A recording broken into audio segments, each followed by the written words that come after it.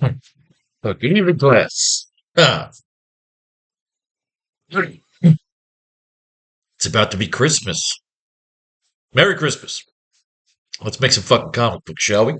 When we last left off, we did pages 5 and 6. I think they came up pretty damn good. At page 5, we had Peter and Mary Jane together watching the gamma ray bomb explosion, being intimate after a photo shoot out in the wastelands, where we kind of, in a sort of loose way, connect Peter to the Hulk's origin, even though we don't show the Hulk. We show the bomb going off in the distance. They're watching it like a laser light show. And while they're going at it, they see the Sandman kind of passes them by in the sandstorm and steals their wine. We went to page 6, where we had Norman Osborn, where we showed him like Howard Hughes. He's been holed up for a year, just obsessed with his equations and what he's trying to do. He's trying to transfer Dr. Octopus's brain into like the lizard's body. He was the one that had all those scientists coming to town, and we thought that maybe he was the one kidnapping them while they were coming to town, but it turns out he reveals on page 6 that somebody is kidnapping his scientists. So somebody has intercepted even him. How do they know that Norman's going after these people? So these are the little mysteries that we're putting up there. We're putting up our questions. We're putting up our little mysteries and plot devices that we have to get to and use to fabricate a wonderful and interesting story. So that's where we left off. Peter was doing a shoot. I think we made it just in time. The military is testing out its first gamma ray bomb. We're far enough away to enjoy the light show. There'll be an emerald haze across this entire sky. Aren't you afraid of being this far out in the wastelands? Not really. I spent some time on safari out this way. Most of the people out here are just trying to survive, rebuild. Ironic then, isn't it? Us being out here. Peter tackles her. They go at it. So I like the scene that we put together with Norman Osborn. And we put it together by reading about, we got inspired by the issue where Norman kills Gwen Stacy, which was where we ended off last time. 1 year of planning. 1 year of perfect strategy and calculation. Well, Doctor, it appears that someone is stealing my scientists. Which means someone is stealing my soul. I don't know if this is your doing, or if there is someone new entering the field. But I wouldn't call checkmate just yet. You may think that my preservation of your mind is strictly for selfish purposes, and I'm here to reassure you that it is. And I want you to remember that every time you reach for that bullet still coiled around your nerve. We should be working together, Doctor, and I will be patient while you meditate, for we both have the same goal, the evolution of mankind. For if we can save your mind and perhaps provide it a new vessel, one superior to your former shell, then we will have tapped into the secret of immortality. So we have a nice, fun, but disturbing goal for our villain. Wants to live forever. Maybe his body's deteriorating. Maybe he's the reason his body's deteriorating. These are all things we're going to find out. We put our little MacGuffins out there. We got Norman Osborn hiding out in his Howard Hughes-like hovel. He's got the brain of Dr. Octopus. He's got the preserved body of the lizard in back to tanks, a la Star Wars. We have brought the Vulture and the Sandman in. Norman's crazy. I don't think that Dr. Octopus can even communicate with anybody. So somebody else that we bring into this storyline, we got to figure out who. Maybe it's the Kingpin. Maybe it's the Rose. Who the fuck knows? We're going to bring in a third party here that is stealing his scientists. Why? For what reason? Maybe they want Spider-Man. Maybe it's Nick Fury and S.H.I.E.L.D. intercepting these scientists. That's the best part. We've put it out there, and now the challenge that we have as writers is to find a way to make it fit in the most interesting way possible. The same gods who have cursed me with this mortal form contend with the same demons who have blessed me with great power. And with great power comes great possibilities. And that, my friends, was where we left off on page 6. So now, we've introduced everybody. The Vulture, the Sandman, Jonah, Betty, Robbie Robertson, Peter fucking Parker. Mary Jane Watson's in here. We've interacted. Everybody's been introduced into our story in the first 6 pages. That is the first 25% of this chapter 1. Our goal is 5 chapters to beat out the 4 chapters we did for the AracKnight. We want the AracKnight Returns to automatically be 1 chapter bigger. We want to go bigger with every story to, again, put more challenges on ourselves to make the next story bigger, to make the stakes bigger, so that we're not just doing filler and just filling in the formula and just going chapter to chapter and going through the motions. Nothing fun about that. So now we will do in today's class pages 7 and 8, and then we will feed them into our AI engine and put them up on YouTube. I hope you enjoy it. Let's do some mining. We're going to start with the issue right after Gwen Stacy's death, which will give us when Peter takes out Norman Osborn. Then we'll twist around to some Marvel team-up. We got a 3-part story here. A team-up between Spider-Man and Iron Man traveling through time, and if it sucks, we will, of course, rope it right back into Amazing Spider-Man to finish it out. Let's do this shit. All right.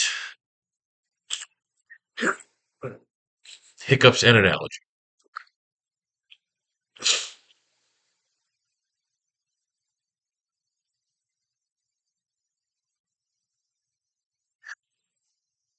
Heads up, Walcrora. First, I finished off Gwen Stacy. Now it's your turn. You murdered the only girl I'll ever love, and today's the day you're going to die. This is emotional, this one. I don't give a shit how cool you think you are. Immediately tell yourself it's a comic book. This is literally was well written. He's holding the dead body of the woman he fucking loves, man. I didn't like how they tried to retcon it later on that she was banging Norman Osborn, that him and fucking Peter and her never fucked. That just was stupid. No. I don't consider it. I don't believe it. I don't like it. You killed her. Maybe you think that's okay, makes it okay, fair in love and war. Maybe you think she deserved it because she was stupid enough to love a guy named Peter Parker. Imbecile. Your moral standards do not impress me. Any more than they do your pitiful attempts to capture. Keep talking, Goblin. They fight right there on the bridge. Peter's just filled with fucking rage. Wants to fucking cut his throat, crack his fucking head open. Answer me. Just start punching his ass. He knows his secret identity. So again, we also know that Norman knows that Peter is. But he's not going after him. He's leaving Peter out of this. We have to eventually railroad him and Peter back into each other. They have to have their moment. Maybe at one point Peter will get so fucked up, he'll be forced to team up with the man who had his parents killed. Categorically. We want a lot of Tywin Lannister here with Norman Osborn. Get revenge. If only Gwen had my strength, she'd be able to survive. Yeah, if. Gone. Didn't take him long to split. There's no place he can hide. The police. He swings down. Back off. He must have killed her. I don't see any of the congregation. I see a man in pain. That's what you'd see if you had eyes. Don't worry, honey. I won't let them hurt you. Everything will be okay. Oh, this is rough. It's rough when you read this, man. It was the first day he met Gwen Stacy's first day at college. So we can allude to having a dark ending here. Peter can meet Gwen in this storyline. They can fall in love. She could be our Rachel Dawes. She could even be dating Matt Murdock. Could be our Aaron Eckhart or our Harvey Dent. And he can be blinded in this storyline. We can bring in Daredevil. The idea of the Vulture and Sandman kicking Spider-Man's ass to where he's forced. He needs it. He needs like a sidekick. Or it'd be really dark if we could find a way in this story that Peter needs Norman. Peter will have to team up with Norman Osborn after Vulture and Sandman kind of just would team up and kick the shit out of him. So again, as we come up with ideas, we put it in our notes, which we will do. Make some notes here. We always put it at the bottom of the goal here.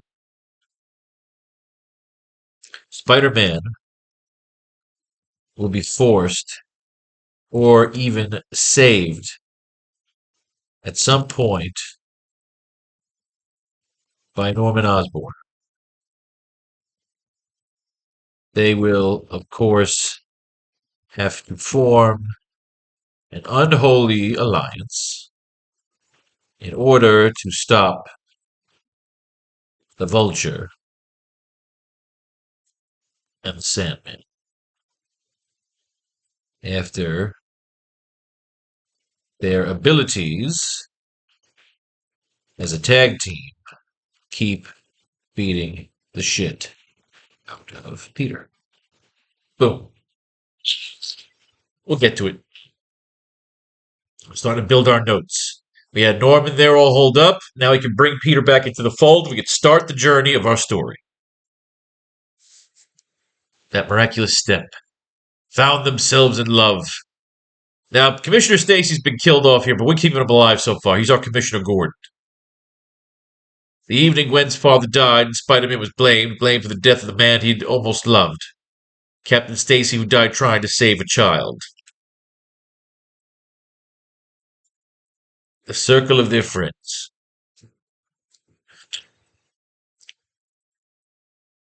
Was it Spider-Man who stood between them and happiness? Till in the end he stood between Gwen and life. Ambulance, she doesn't need an ambulance officer. She's dead. And Spider-Man killed her.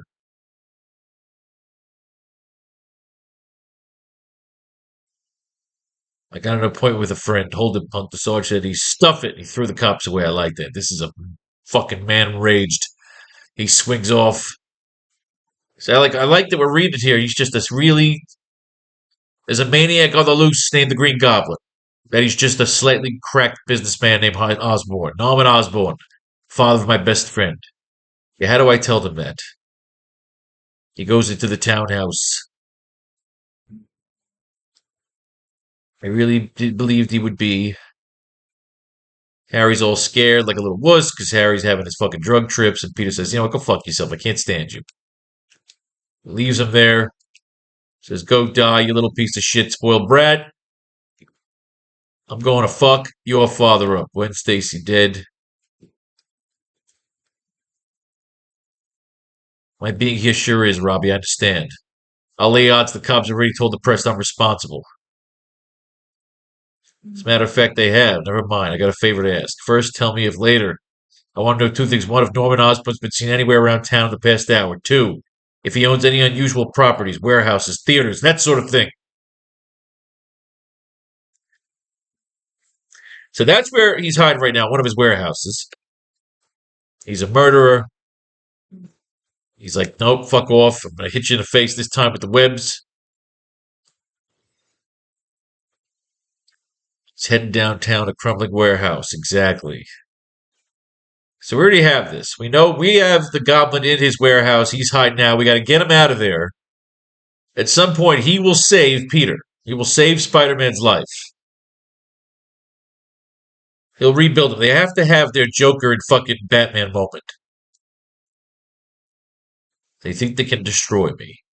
A few business reverses. What are they to a man with power? Finances. Nothing. Nothing.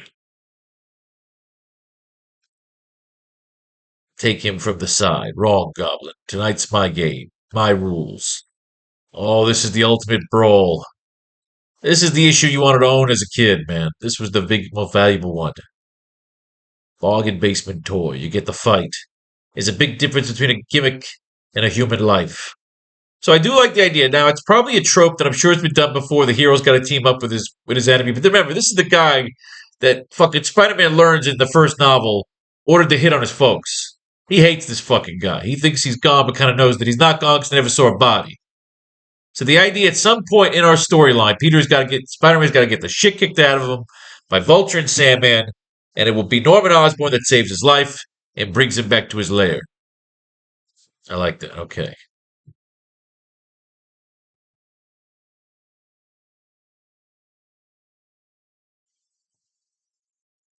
Let me turn my keyboard on here. There we go.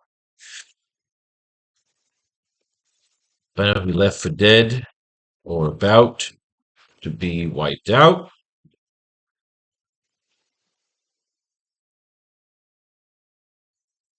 And it will be Norman who saves him. It brings him back to his lair. They have their Joker Batman moment. Their face off. Norman will reveal some more secrets or the actual truth about his parents' involvement with Hydra or the Sinister Six. As for who is capturing scientists, it could be Kingpin or Nick Fury. Ugh, God, annoying. Ugh! Or even Doctor Doom. Third party, we introduce later on. Or even Mayor Jameson.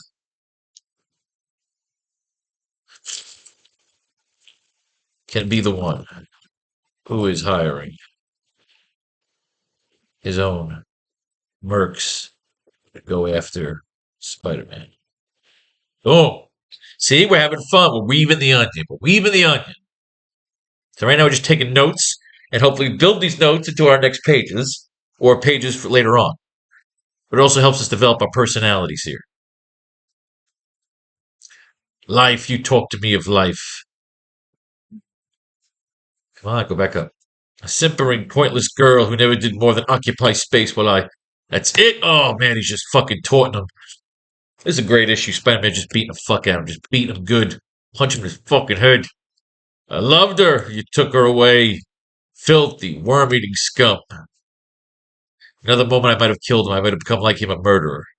When a Spider-Man drops back, disgusted with the violence that nearly consumed him, he is unaware of the reappearance of old violence in the dome of the Goblin's remote-controlled flyer. This time not escaping. He flips up. My choices are unlimited. It is you. My spider sense is tingling something behind me. He flips up. It catches him and kills him. Crucified, not on a cross of gold, but on a stake of humble tin. Hiss. He's dead. Somehow I thought it would mean more. When a man dies, even a man like the Goblin, it should mean something. It shouldn't just be an accident, a stupid, senseless accident. It's got to have a point. So it doesn't just mean we live in vain. Funny, I thought seeing the Goblin die would make me feel better about Gwen. Instead, it makes me feel empty, washed out, and maybe just a little bit more alone. But Spider-Man is not alone. Through the identity of his shadowed observer will make it sealed for some time, the effect of his presence will soon be revealed in our next issue. Really? I'm assuming this is Harry. Epilogue. Mary Jane Watson has waited several hours for someone to return to the shared apartment of Peter Parker and Harry Osborn. But she's still startled when she hears the sound of a key. And he is the haunted form of the man she knows as Pete. You torn up? Don't make me laugh, Mary Jane. You wouldn't be sorry if your own mother died. What do you care about straights like me and Gwen? Go on, get out of here. I know you hate sick beds. And believe me, I wouldn't want to spoil your fun. She hesitates. Closes the door. This is great art. This is great fucking storytelling, man. This is what takes you back to when comic books were so much fun. Which is what I hope to bring back myself.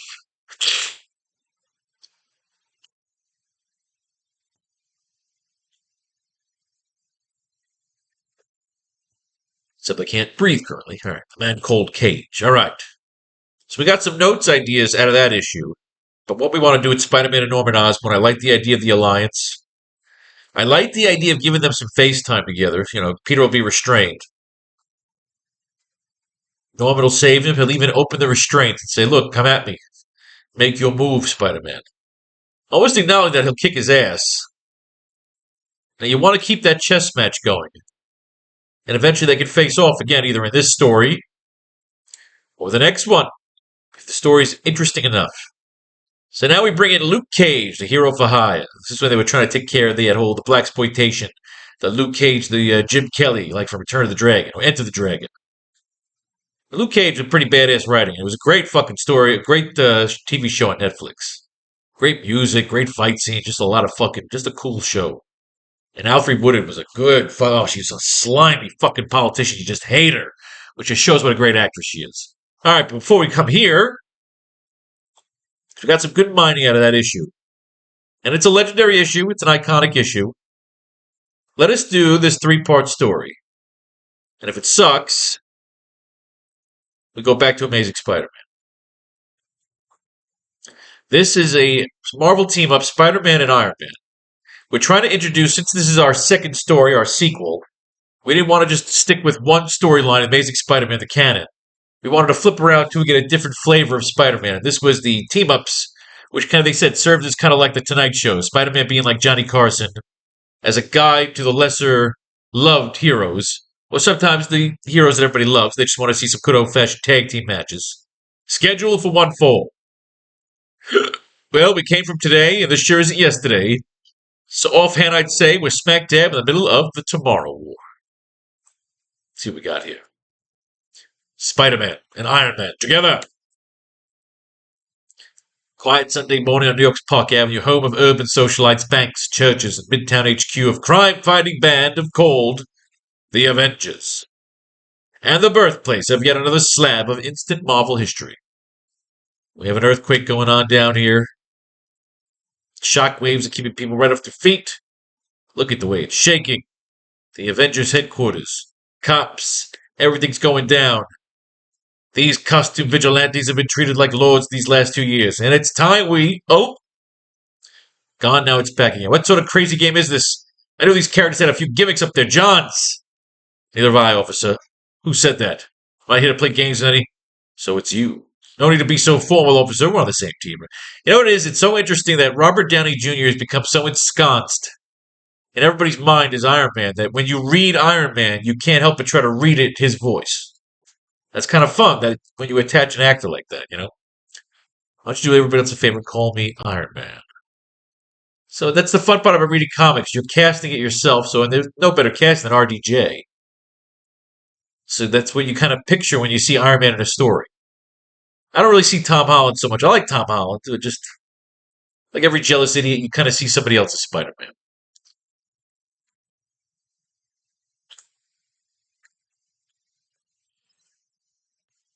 Iron Man arrives. Only want me to find out the why and how. Right with you, Avenger. I'd say you back. He bounces off, an invisible force field.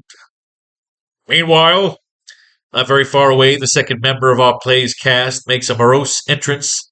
Not at all unusual state of affairs for the kid called Peter Parker. Believe it or not, this tale takes place before Spider-Man's numbers 119 and 120, which we read last class. So we're a little bit behind, before he goes to Canada to fight the Hulk. So before he goes to fight the Hulk, he's hanging out in the city. Iron Man's bumping into force fields. I got troubles enough with getting involved in every threat down the pike. Parker, what's with you? Turn that blasted TV down. I've had it with your blasé attitude. You can't have respect. Oh, so things aren't going well with him and Harry. Things are falling apart. Of course, the issue we just read, he killed Harry's dad. So Iron Man can't get in with the repulsor rays. Sherlock Holmes, think 1899. Don't need your help, Webhead. Why don't you look? I'm looking. Seems like a great big hole. Just what the doctor orders. They jump through and they are trapped in a time vortex. We think it's safe to assume I've fallen to limbo. As they drift through limbo, you can have your crazy mystery. This is my idea of spending a Sunday afternoon. Trying to get a reading. On what? On the power in this place. Must be great to pull us through space. So we got the usual stuff. We got some weapons coming at them. Star Trek lives. Uh-oh, it looks like the one boy's had it.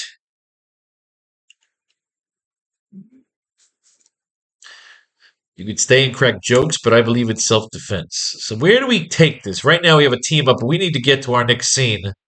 We're trying to figure out how this helps us. Skimming vessel. He's a prisoner of a face force. I suggest even our lower jerks. What kind of mood I'm in. I'm an enemy, not your ally. Nonsense, I have harmed your companion. I merely immobilized him for attacking our ship. I am Zarko, the Tomorrow Man. We last saw him in Thor 102. Well, we don't read Thor yet. We'll have to make a note of that if we like this issue. But right now, it's... Can't say I'm the biggest fan of Marvel team-up, but I'm trying. Trying. I like more continuity. The beginning, not an easy matter, Iron Man. For the beginning of this war is still years in your future. During a time of conquest and noble defense. It begins in my own 23rd century and extends backward in time to your own era. 4 days ago, my own time was invaded. Alright, so, I love time travel. And I always like to see what they do artistically if they really have some fun with the art. And maybe if we see anything interesting here in the artwork, we could use it for as references for our artists. So now we have New York City in the 23rd century, because we see the Empire State Building. They always keep that one. The Avengers are down there in that fortress. Correct, Iron Man. It was I who sought to bring them to my time. But it was an invader who intercepted them.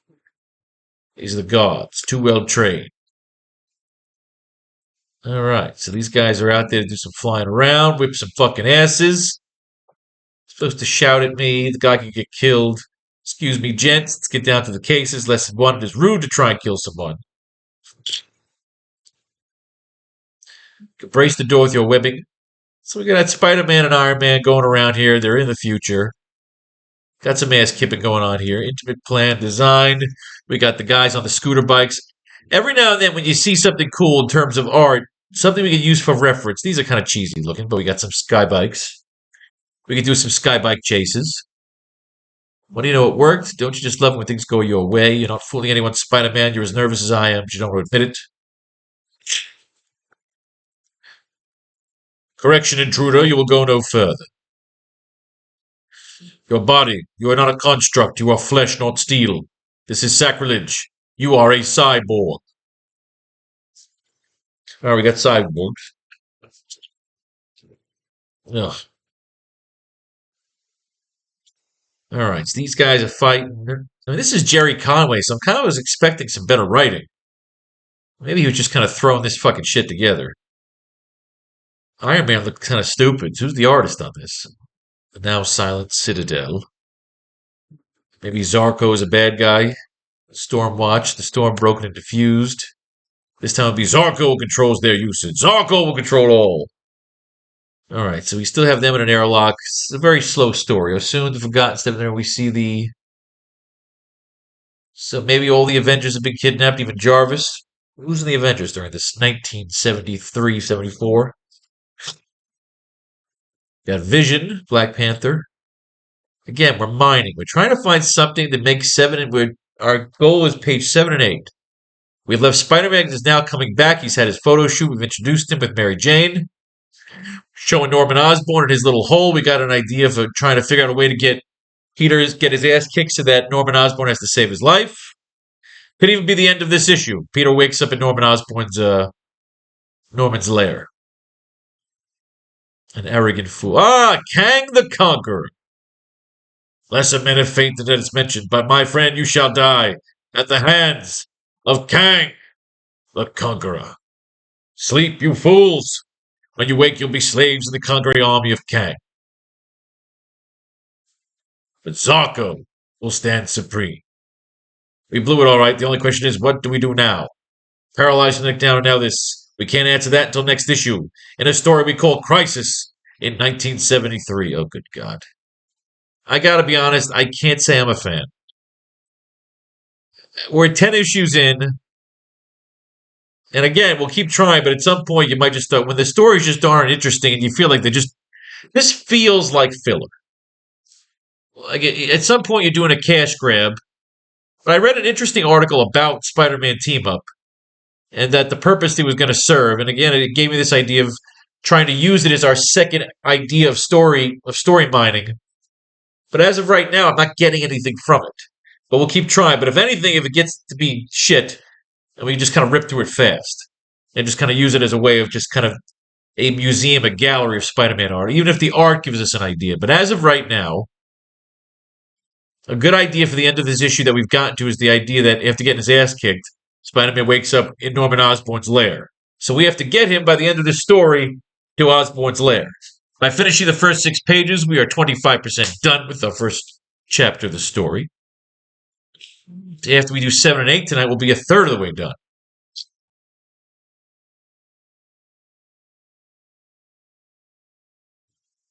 So now we want to bring Peter back into. We want to get the story rolling.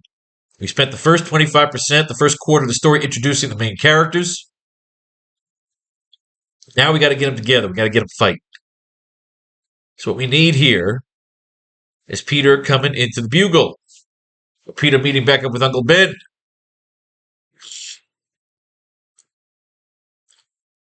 Sunrise over. The last thing we did on page 6 was him throwing up that explosion. He throws the explosion up. Let's now cut to sunrise.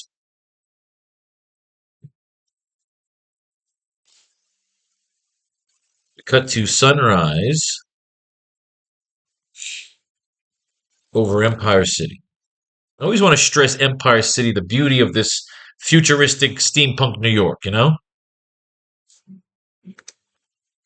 where the skyline imposes itself upon the rest of the world.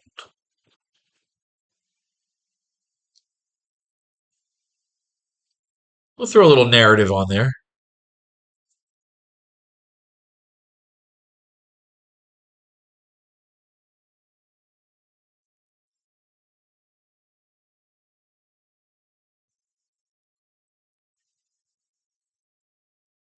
We have Betty Brant doing the voiceover here, or is it Peter, or is it Uncle Ben? Peter Parker.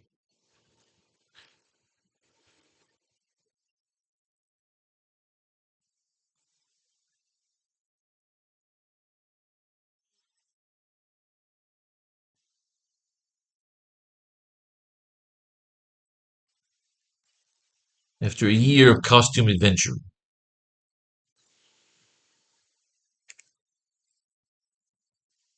After a year of costume adventuring.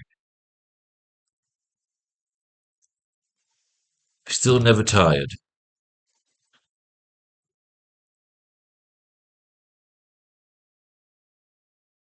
After a year of costume adventuring, I'm still never tired of my nightly rituals now.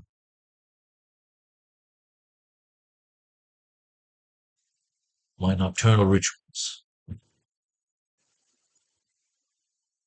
After a year of costume adventuring, I've still never tired of my nocturnal rituals.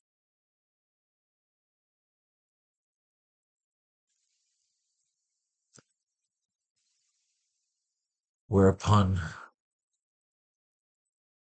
the sun coming over,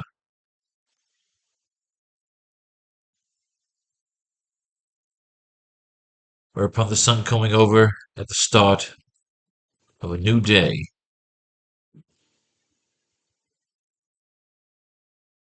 skyline of the Empire imposes its will upon the rest of the world.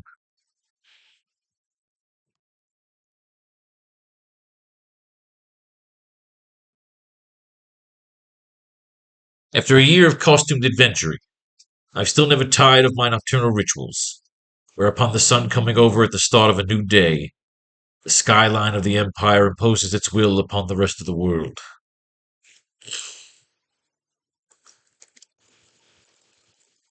And Uncle Ben always makes a killer breakfast.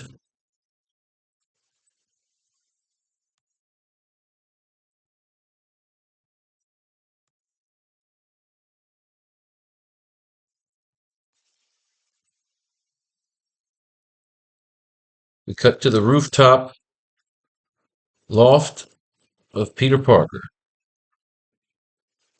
where we see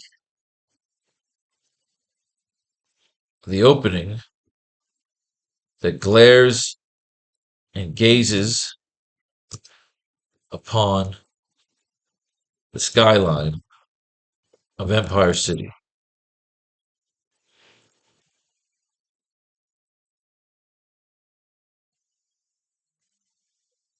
You see Uncle Ben cooking up a stack of pancakes. Pancakes and eggs. We see Uncle Ben cooking up a stack of pancakes and eggs with his back to the open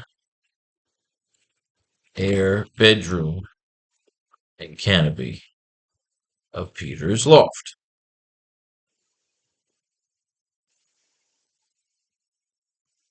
While the loft is cool and unique, Peter's life as Spider-Man and a photographer make his place look a bit of a mess. Like,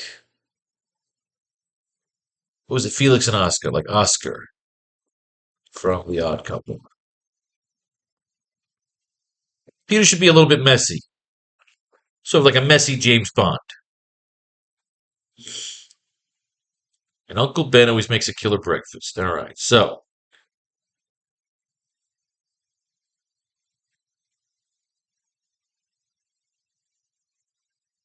SFX of the eggs and pancakes grilling. We cut to the rooftop loft of Peter Parker, where we see the opening that glares and gazes upon the skyline of Empire City. We see Uncle Ben cooking up a stack of pancakes and eggs with his back to the open air bedroom and canopy of Peter's loft. I used that thing that I saw in that lo-fi thing. It was like it was like a bedroom, an outdoor bedroom over the roof, over the skyline roof. It was just so fucking cool. I mean, it looks like impossible. You couldn't have a dog because you and the dog would get blown off the fucking roof and die if it's too windy one night because you're that high up. My dog is big. I don't think she'd fly away. However, all right, so we're bringing Peter back to Empire City.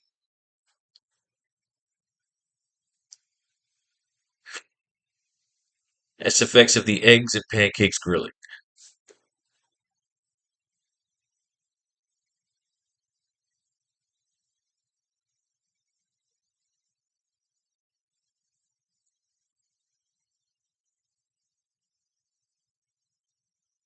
So, skyline over Empire City, the sunrise over Empire City, which I always like. The skyline of the Empire imposes its will upon the rest of the world, and Uncle Ben always makes a killer breakfast. I still never tired of my nocturnal rituals, whereupon the sun coming over this the start of a new day.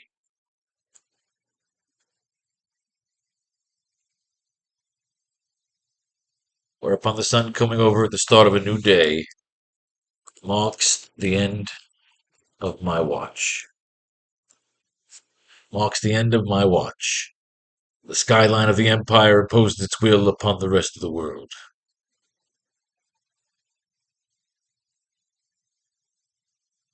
Whereupon the sun coming over at the start of a new day marks the end of my watch.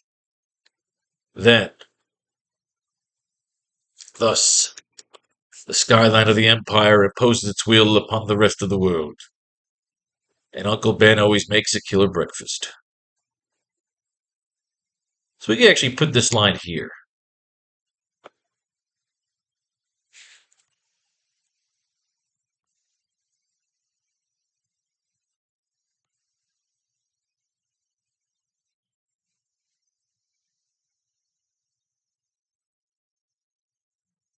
Put this here.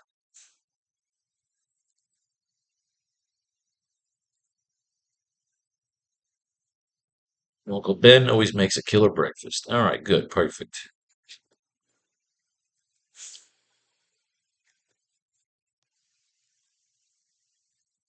Close up on Uncle Ben.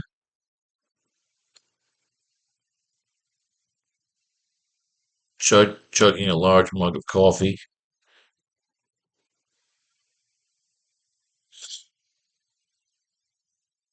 of steaming coffee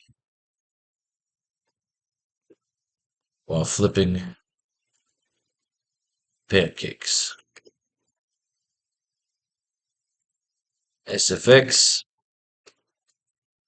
of Peter landing back at the loft.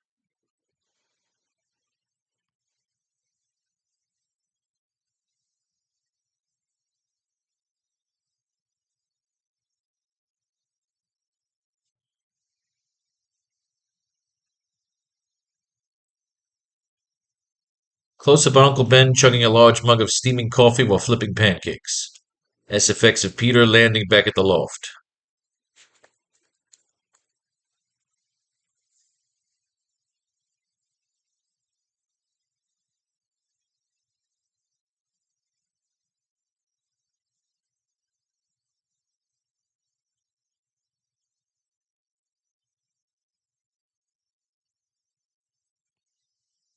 Of course, Ben's not even looking at him. Uncle Ben will say, close up on Uncle Ben chugging a large mug of steaming coffee while flipping pancakes. SFX of Peter landing back at the loft. So the idea is we have showing the art, Ben's fucking hitting his coffee. He's flipping a pancake.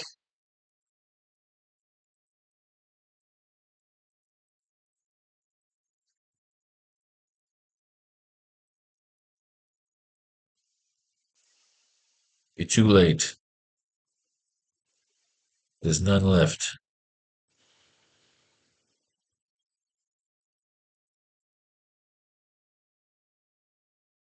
You're too late. There's none left.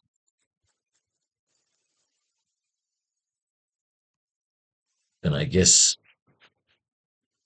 I'll steal yours.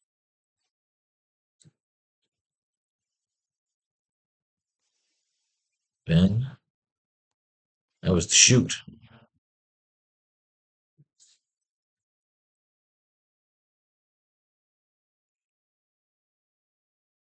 That was the shoot.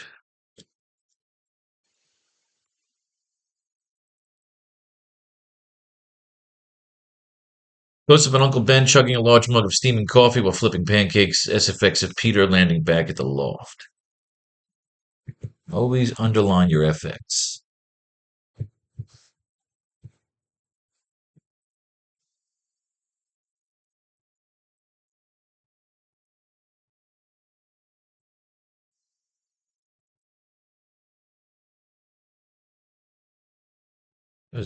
Why is that doing that?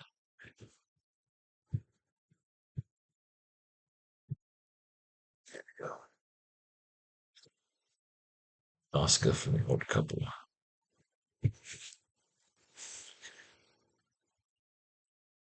But Ben always makes a killer breakfast. You're too late. There's none left.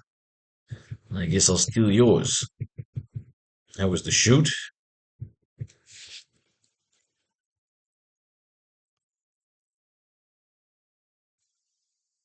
How was the shoot?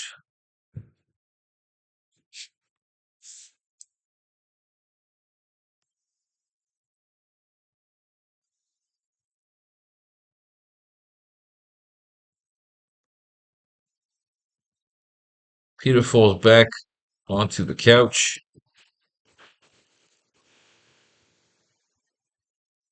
While chomping down on a hot and buttery, dripping pancake. Peter falls back to the couch while chomping down on a hot and buttery, dripping pancake. That was the shoot.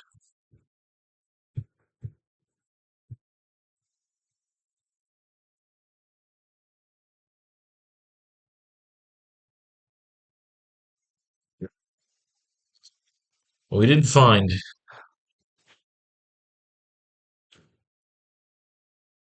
the cave where they're hiding Tony Stark. We didn't find the cave where they're hiding Tony Stark.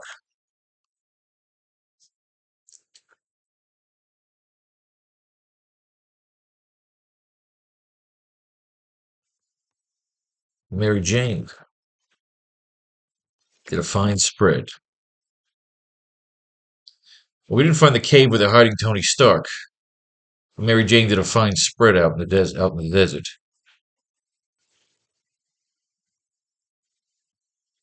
Well, we didn't find the cave where they're hiding Tony Stark. But Mary Jane did find a spread out in the desert. But Mary Jane did a fine spread out in the desert.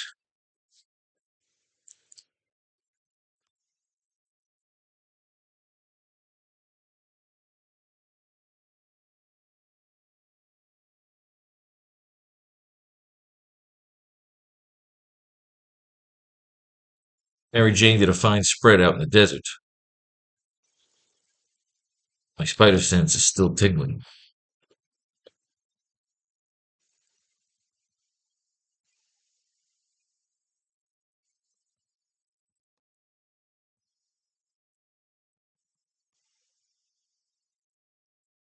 Peter falls back into the couch while chomping down a hot and butter dripping pancake. Mary Jane did a fine spread out in the desert. My spider sense is still tingling.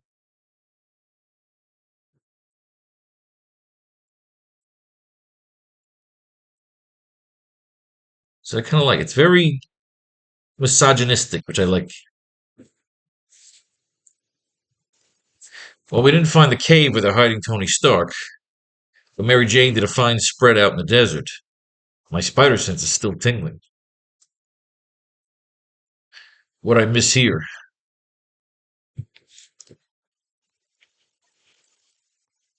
What did I miss here?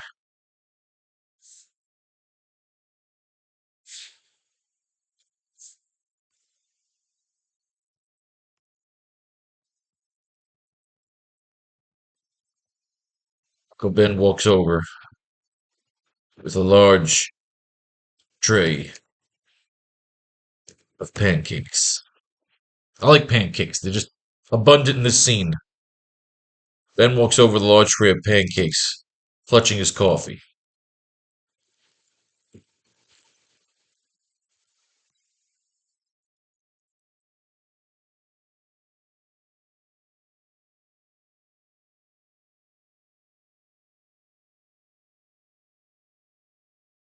Uncle Ben walks over with a large tray of pancakes, clutching his coffee.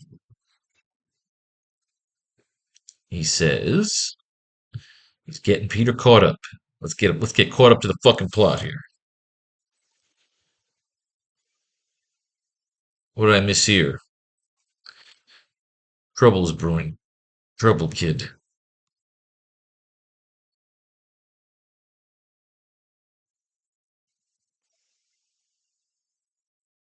Brewing in from all angles.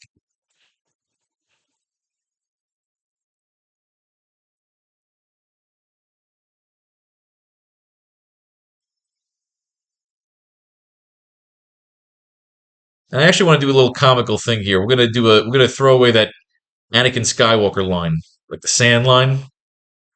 Trouble, kid. Brewing in from all angles.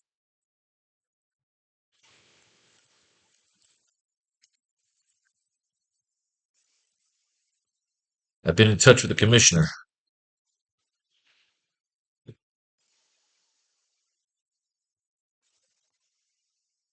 Got a skyjacking.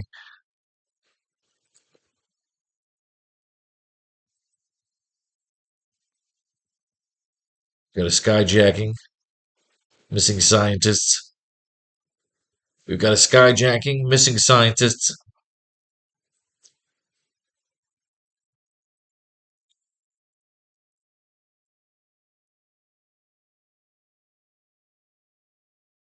We've got a skyjacking. Missing scientists. And all signs pointing to mythological.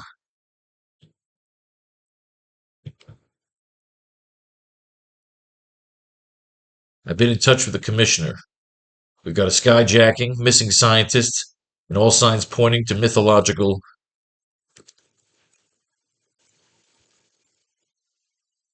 We've got a skyjacking, missing scientists, and all signs pointing to mythological creatures being involved.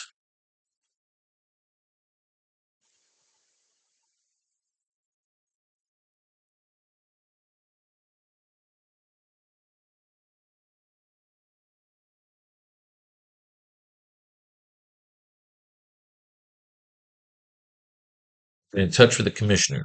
We've got a skyjacking, missing scientists, and all signs pointing to mythological creatures being involved.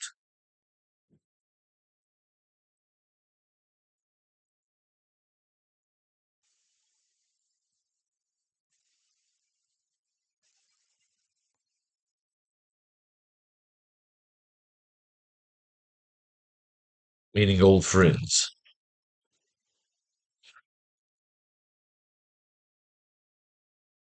Meeting old friends of dead presidents.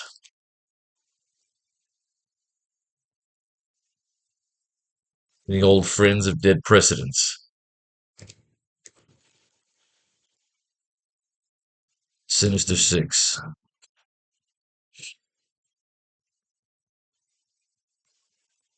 What's left of them.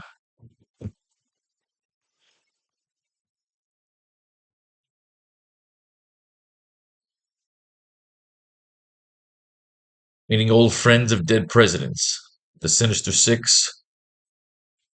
What's left of them. And the mayor blaming you.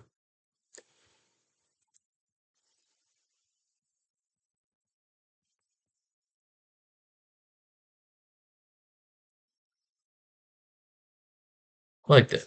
I've been in touch with the commissioner. We've got a skyjacking, missing scientists, and all signs pointing to mythological creatures being involved. Meaning old friends of dead precedents. The Sinister Six. What's left of them. And the mayor blaming you. I like that. It's cool back and forth. That takes us to panel 6. And the mayor blaming you.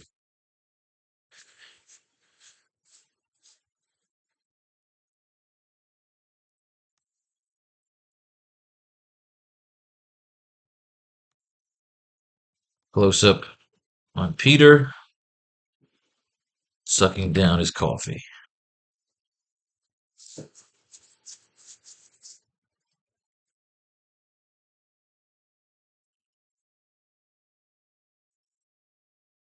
So what's our next move? No, I actually want to have some fun here. Blaming you. Oh, I need to Peter.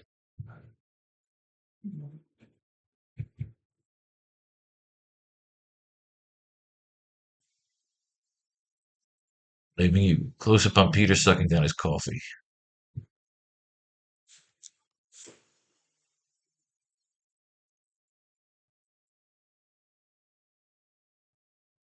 Close up on Peter sucking down his coffee.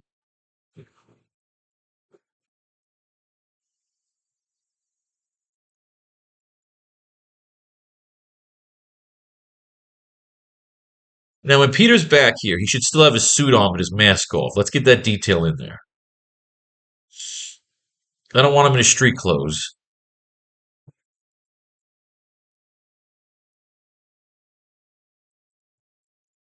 Peter, still in his Spider-Man uniform, but with his mask off. That I want. All right, here we go. Falls back into. It could be tedious, the little act things we have to do, but these are good things. You need these for your artists. You need these for your writers, your letterers, your colorists. These are little separations. It also helps you to proofread. You know, you go back when you have to do these little markers. Helps you laying out your story. Meeting old friends of dead presidents. The Sinister Six. What's left of them. And the mayor blaming you. Close up on Peter sucking down his coffee.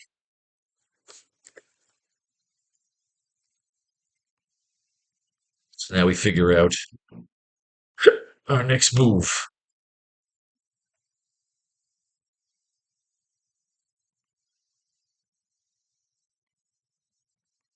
Any other unusual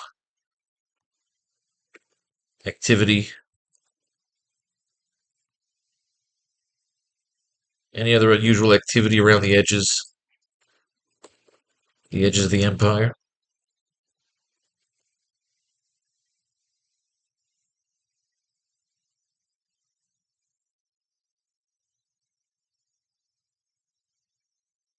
So now we figure out our next move.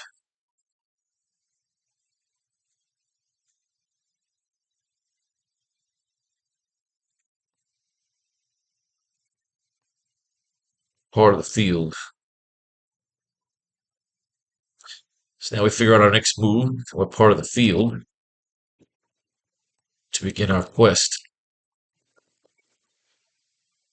Any other unusual activity around the edges of the Empire?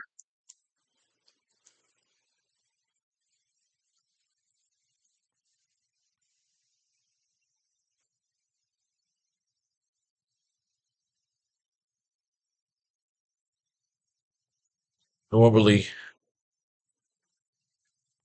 high concentration of sandstorms.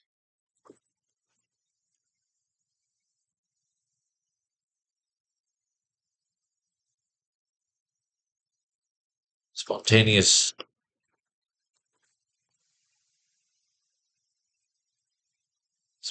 tornadoes.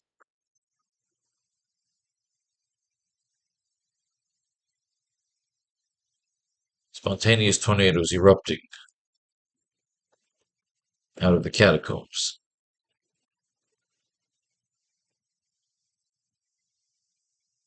An abnormally high concentration of sandstorms.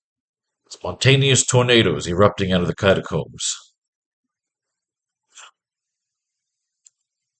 Let's add another panel here.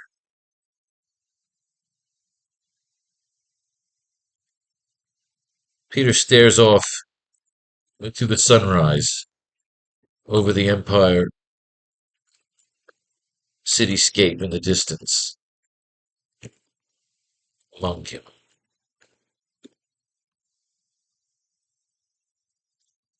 He has his comical Anakin Skywalker moment.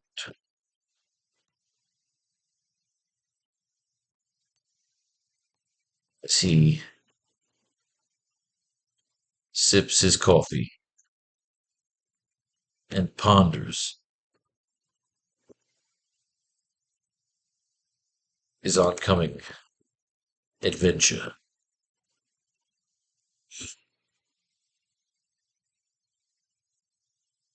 And we get to do the line. So I'm putting it in there because I'm the goddamn writer. That gets us page 7. It's fucking done after this.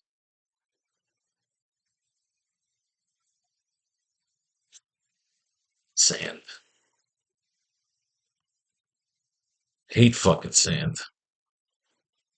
It's dry and it's coarse.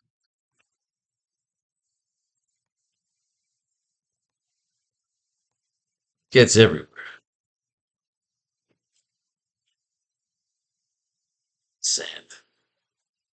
I hate fucking sand. It's dry and it's coarse. It gets everywhere. Symmetry's getting away there. There we go. Sand. I hate fucking sand. It's dry and it's coarse. It gets everywhere. It's the Anakin Skywalker line that they always rip on him for, and for some reason, with the Sandman coming into the story, Peter staring off to the sunset, it's a great fucking scene. It brings back that camaraderie between Peter and fucking Ben that we never get in any of the other stories. That's what kind of makes it a little bit unique, is that we get to have Uncle Ben as the Alfred in our story, which automatically makes it different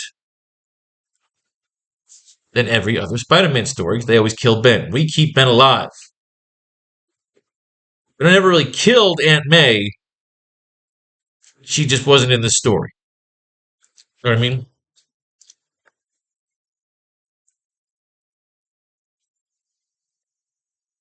So right there, we've got Peter coming back.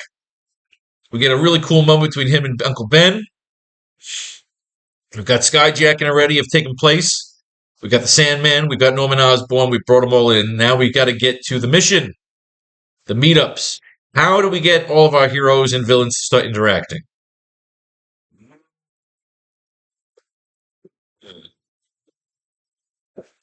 Now we need one more page to complete today's assignment.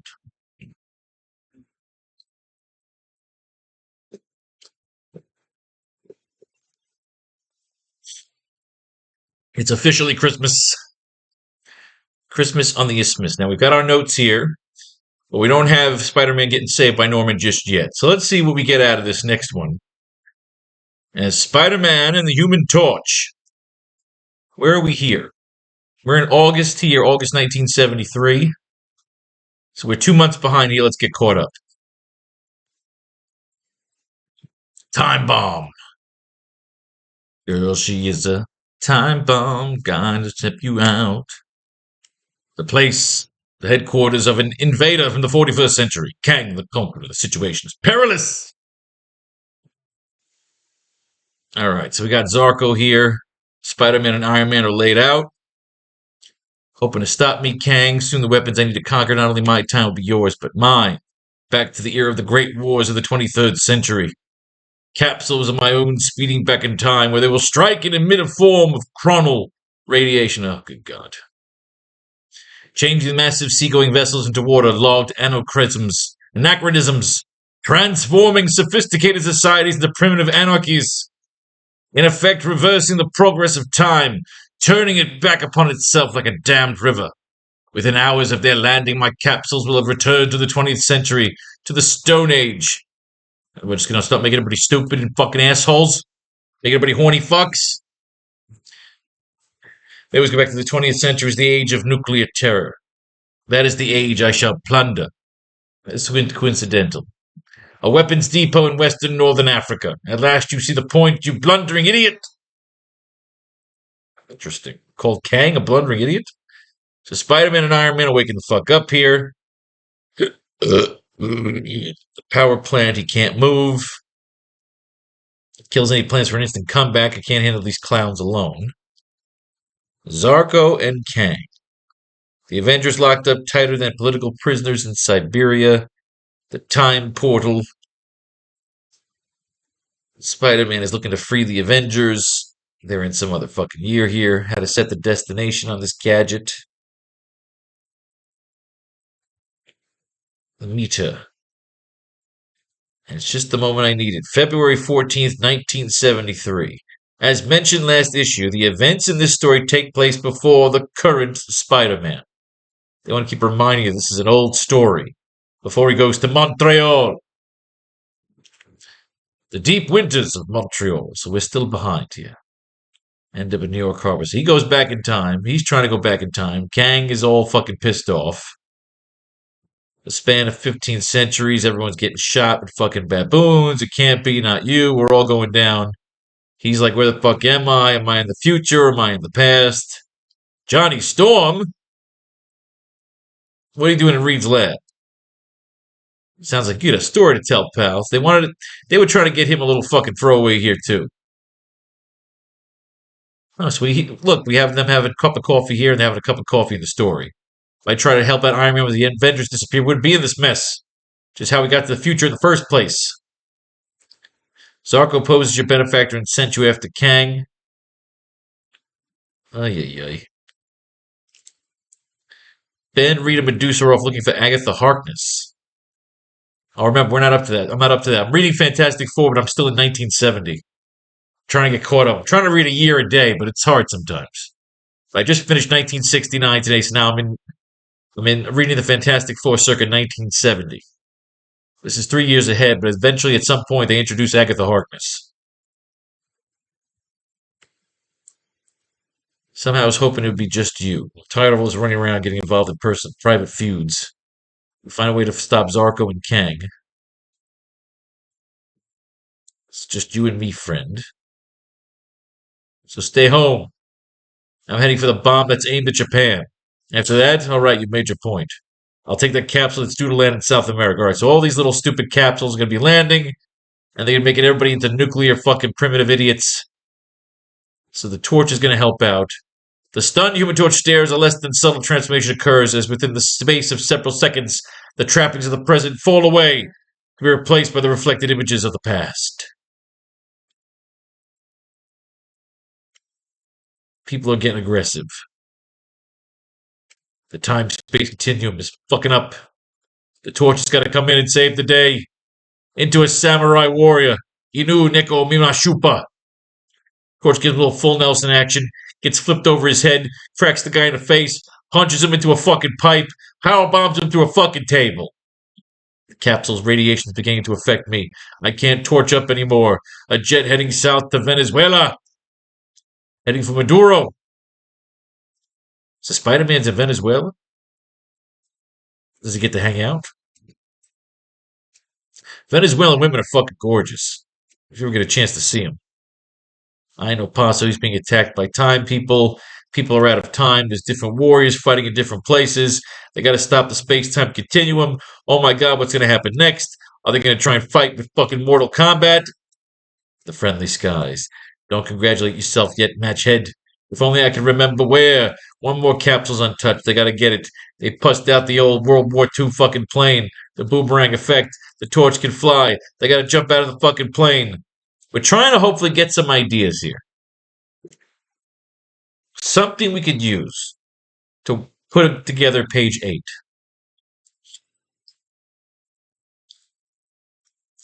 I mean, Kimosabi, I don't think home will be proud of the countryman Storm.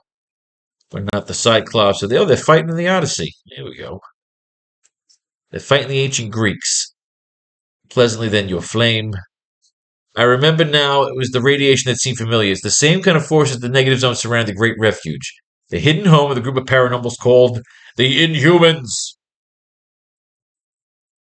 We've read about them in the Fantastic Four.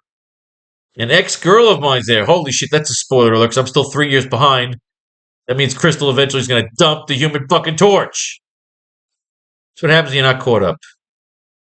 So now they're sending the Torch to go find the fucking Inhumans. And we got nothing out of that.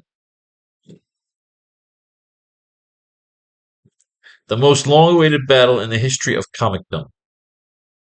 So they just kind of left Iron Man in the future. He's unconscious. Spider-Man's running around with the Torch. The Torch has got to go get the Inhumans. This is July. Are we caught up yet? We're still not caught up yet. We'll go through this one more issue here because I'm not a fan of Marvel Team Up. However, making fun of it is also fun too, and it gives us a chance to kind of blaze through some Spider-Man history. But I feel like we're going to be coming right back here. But again, I want to have two different things because it's the sequel. This is the sequel. We don't want to just keep going through just the regular canon. We also want to see what else we could pull from different forms of canon. We've used the annuals on the AracKnight. We haven't used the annuals here yet until they come up in some other storylines. But let's see what we can pull out of Spider-Man and the Inhumans. If we could pull anything. We have done page 7. We're halfway done with this assignment. We had some fun here with Peter and Ben having a quick little go-between. Peter's back in the Empire City. Uncle Ben tells him there's trouble brewing. Peter looks out at the cityscape. He knows some shit's about to go down. But now we have to get to the shit that's about to go down. Maybe some jewels. No, we won't do it like that.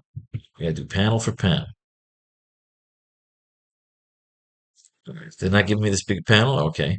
What do you do when you are Spider-Man and you have found yourself a pivotal player in a century-spanning conflict domination of Earth's future?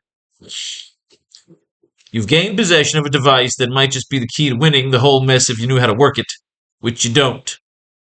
And the only beings that might be able to help your device live in a great doom. Okay, so now we know the Torch is going to get the Inhumans. Some people are chasing after Spider-Man. He's got a little fucking capsule here that apparently makes people fucking crazy. Spider-Man is flipping through the... I mean, again, we could use this if we can get anything out of it.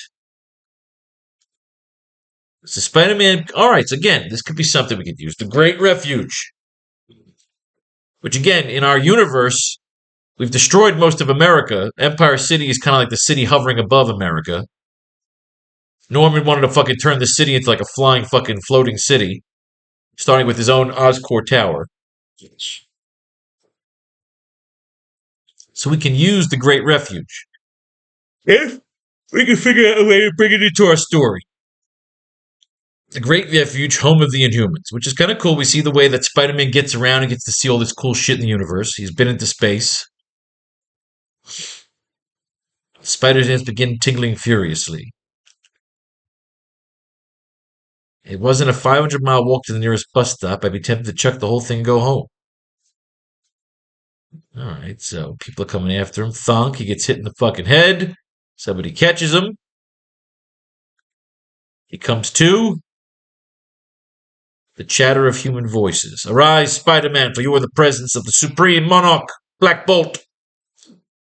You know, somehow I didn't think that was the Himalayan fudge rolling society and marching band. You know what it is when they talk about Black Bolt, about anything he says can destroy shit. Like, what happens if he farts or if he takes like just a mean shit? Like, you ever get that first plop? He's just like, oh. If he does that, does that blow out everything? I often wonder. It started this morning when New York's Park Avenue and an impenetrable shield appeared around the Avengers headquarters, and the golden garbed Avenger called Iron Man appeared to investigate. The Golden Gladiator's investigation was a painful one that left him sprawled on the street. So Spider-Man went to help. I can't say I've been a fan of this story. New York in the 23rd century. We've seen the Great Refuge. Kane is somehow involved. Him and Zarko are teaming up. They're both assholes. Spider-Man leaped back into time, ended up on the fucking Fantastic Four. They went to Japan. They went to fucking Venezuela. He tells them the whole fucking story. He says, look, can you help me figure the fuck out how to fucking save Iron Man and your big stupid refuge where you're hiding out here? I don't know what the fuck you guys do for food or fucking energy. Do any of you work or you a bunch of unemployed assholes and your fucking stupid outfits? And of course, for some reason, they keep this idiot fucking alive. You know, he's always evil. He's always trying to fucking scheme. Why not just blow his fucking head off? His inhuman relations seek to amuse their web-slinging guests with a royal tour of their Himalayan home. I was there in the Himalayas. Behold the orb of Aegon in Spider-Man.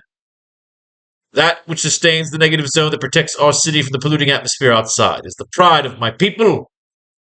And this is our shade, Omega, slave of the Alpha Primitives, who stands as an eternal reminder that the justice of prejudice is power to dread. What is this? Last seen in Fantastic Four 130. Oh, cool. See, I'm not that far yet. I'm still in Fantastic Four 93. So I gotta get caught the fuck up here. Omega, slave of the Alpha Primitives. I like it. Now, we're shooting towards a goal here. We're trying to get the Fantastic Four 131 and 132. We like when there's allusions to the other titles. But all the Avengers are trapped here. All you need to do now, dear family, is put the device to use. Merely gather yourselves around it. So they all hit the button, and all the Inhumans are somehow going to end up in the future, right? Everybody fighting in this stupid-ass Citadel. Everybody fighting for Zarko. Time levels, time travel, hunt covert gangs. Everybody gets shot on the fucking space bikes. But what can we use here? Just as silent Black Bolt ignores the withering ray blasts that score the tepid air around him. Acknowledges aerial maneuvers, duplications, pounding Karnak, who can fuck people up. For a guy who doesn't say much, Boltsy, you sure do get things done. Afraid your neighborhood web slinger has got to struggle along in a far more pedestrian fashion. They cut through his webs. Indeed. At this point, let's just avert our widened eyes for just a moment. Rejoin the race. Kang and Zarko, these two have just been staring at each other the whole fucking time. The accustomed cretins, they called the Inhumans Kangs, even will chance up the ignorance for lack of social breeding.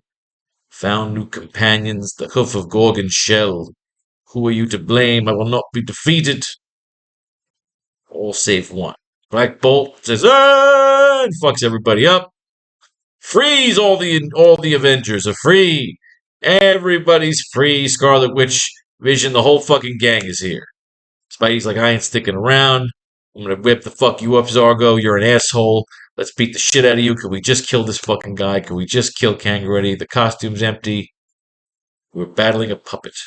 Ah, you fools! And you've only been puppets in Kang the Conqueror's dirty little war. For now you seem to have thwarted me, but mark me well, we shall most certainly meet again. Ugh. See in the funny papers. This was a stupid fucking story. I'm not a fan. I gotta say I'm not a fan so far of Marvel fucking Team Up. Let's get back to Amazing Spider-Man because we're all caught up. This is August. Good. We're all caught the fuck up. Now I get to go back to the series I want to. I'm not giving up yet. We're going to ride that Marvel team up through.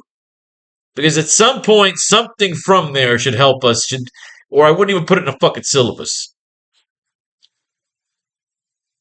So now we got Luke Cage, hero for hire.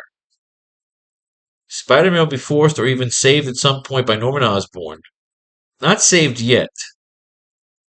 Peter stares off into the sunrise over the Empire cityscape and the distance below him. He has his comical Anakin Skywalker moment as he sips his coffee and ponders his upcoming adventure. Sand. I hate fucking sand. It's dry and it's coarse. It gets everywhere. So we have our Anakin line. Now we need the mission. Now where do we go here? Peter is back in town. Do we show where the scientists have gone? Do we just reveal right away who they're working for? Do we want it to be Jameson? Do we want a hint that it could be Jameson? There's a lot going on here. Be forced or even saved at some point, but not. All right, so we're not doing that yet. Unless we want to do that.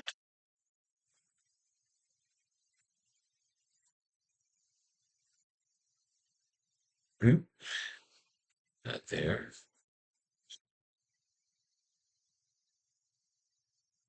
It could be Jameson.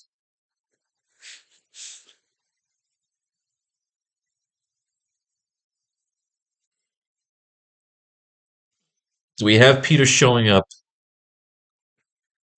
at the Daily Bugle building, at the Now Magazine building. What are we doing here? Spider-Man will be forced to even saved at some point, but not yet. I'm feeling this is the way our issue ends, is Spider-Man waking up in Norman Osborn's lab. I'm feeling that's how it ends, but we gotta get there. We gotta get to this ending.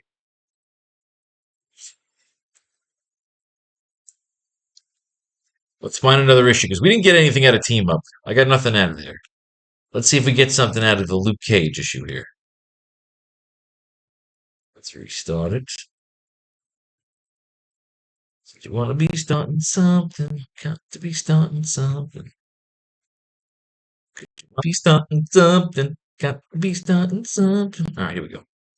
Just the man called Cage. Who do you suppose wanted Norman Osborn dead, Jonah? You know the answer to that as well as I do. It was Spider-Man. Spider-Man!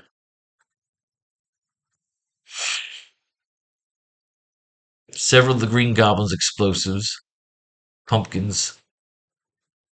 Now, Mr. James, we can't be sure there's a great deal of webbing around here. It's true. They're also selling the Green Goblin's explosive. Hogwash! Those pumpkins are a plant to take suspicion away from that web menace. Norman Osborn was murdered by Spider-Man. And I won't rest until that wall-crawling killer has been made to pay. Now, Jonah, don't do anything rash. There are still a few unexplained things here. Are you trying to tell me that Freak may be innocent? Watch yourself, Robinson. I don't pay my city editors to argue with me. No, my friend, this time we've got him. This way we can't be any mistake. Spider-Man is guilty and he's going to die. Oof. Jameson's a hard man. He makes the commissioner look like a regular sweetheart. How do you put up with him, Robbie? I've worked with a few more publishers in my time. They all been a little, say we say, dogmatic. It's part of the game. You put your career on the line every day, every time you publish a newspaper. If you don't believe yourself, you're finished.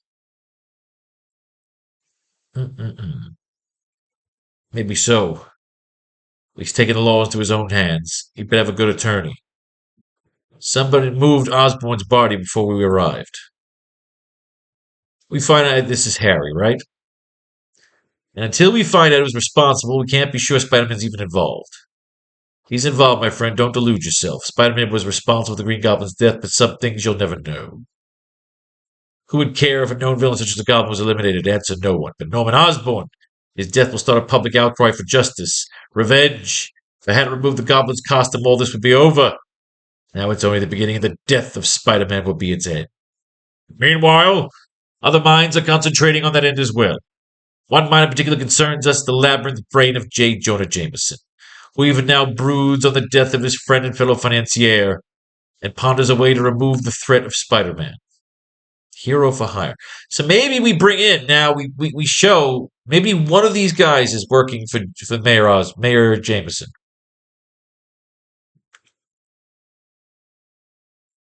or it could be the Punisher.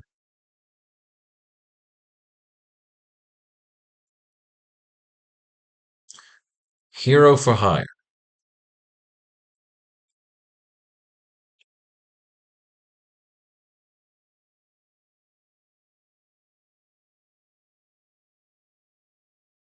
Gordon comes pale and unpleasant to a Long Island cemetery 3 days later.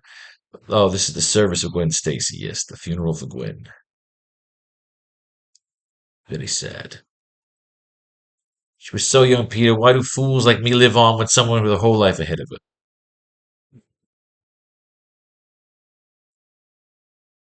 Gwen's grandparents want to meet you.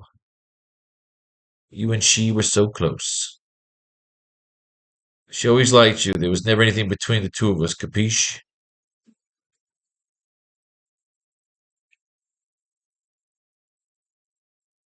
All right, so J. Jonah Jameson.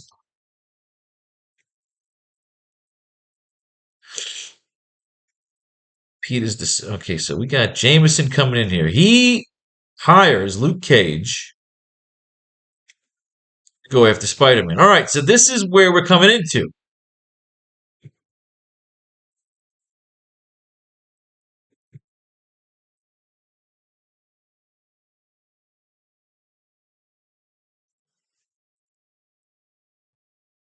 I like this.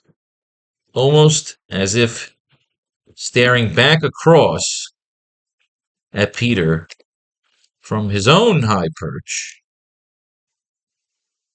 we cut across the skyline of Empire City to show Mayor Jameson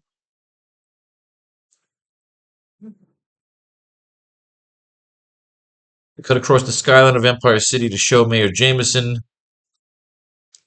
standing alone, watching the sunrise as well. Caption across the panel reads, meanwhile,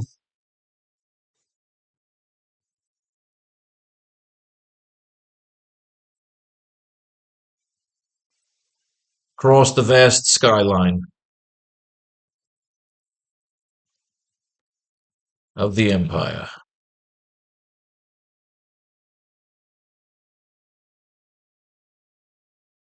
Meanwhile, across the vast skyline of the Empire.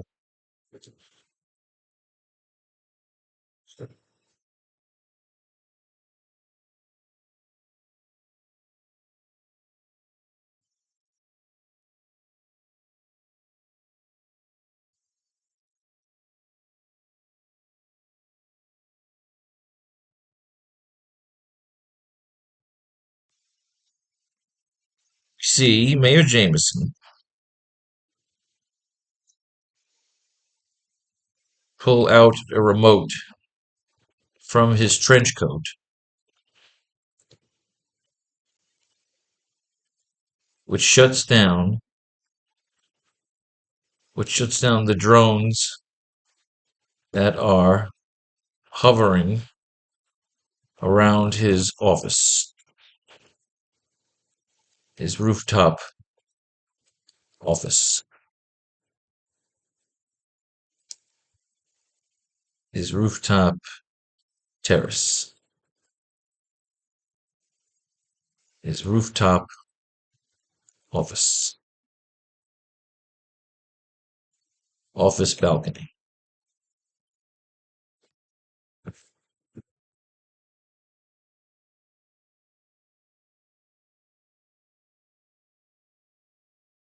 So we have Jameson going in here to meet Luke Cage, and it's given the idea to have somebody, whoever our mystery man is, we're going to allude to the idea in our story that Jameson is the guy that went and got these scientists. Oh, I should put that on wax. We see Mayor Jameson pull out a remote from his trench coat, which shuts down the drones that are hovering around his rooftop office balcony. His meeting spot. His rooftop meeting spot. God damn it. Ugh. His rooftop meeting spot.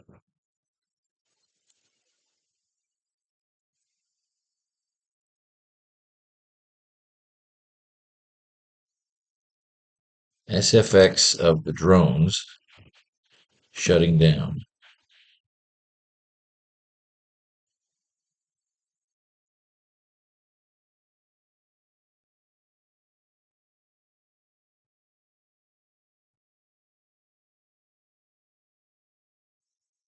Voice off panel.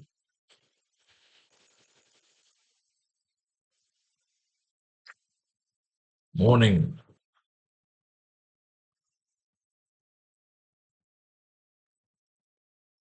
Morning, Mr. Mayor.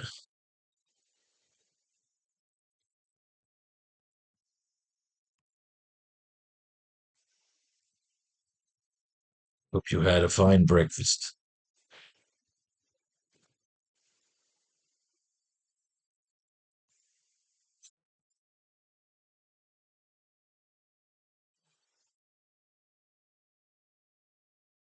Good morning, Mr. Mayor. I hope you had a fine breakfast.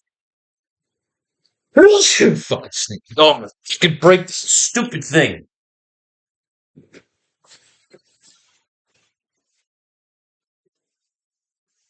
Turning the fuck on. Need more water. Give me 1 sec. Let's flip over here real quick. Oh,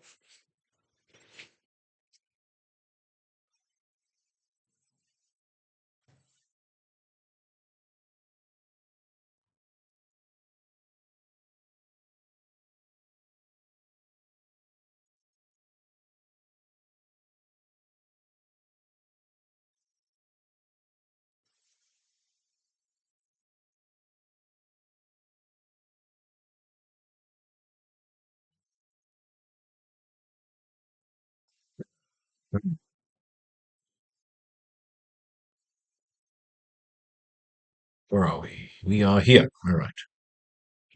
Perhaps if we could just talk. No law against it. Just don't hustle him with a Raleigh, the other punk. Luke Cage, hero for hire. When I understand you'll take any case inside the law, that's good money. What are you selling, mister? I give you $5,000, you capture this man, dead or alive.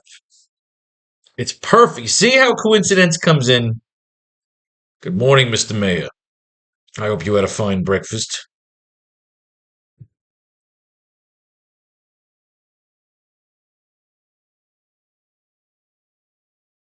Yeah, hope you had a fine breakfast. Good morning, Mr. Mayor.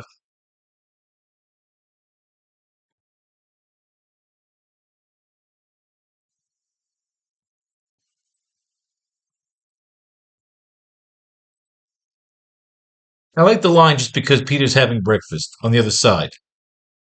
Good morning, Mr. Mayor. I hope you had a fine breakfast.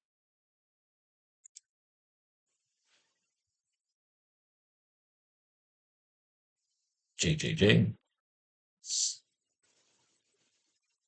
Never you mind. Never you mind, mercenary.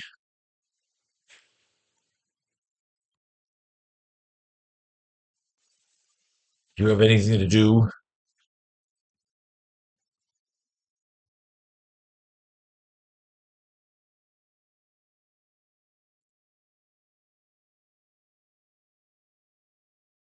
Do you have anything to do with that missing scientist?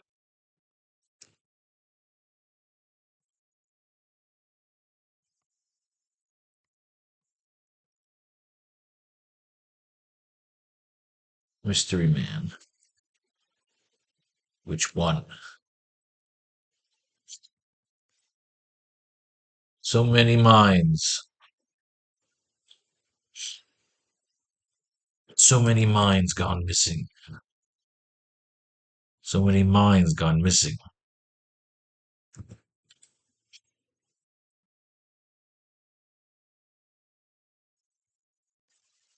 Seems like evil is seeping back into this cesspool. Seems like evil is seeping back into this shiny cesspool.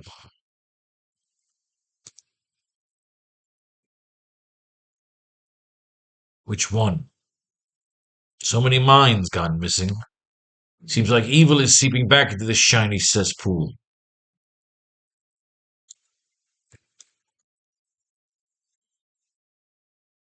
Never you mind, mercenary. Did you have anything to do with that missing scientist? Which one? So many minds gone missing.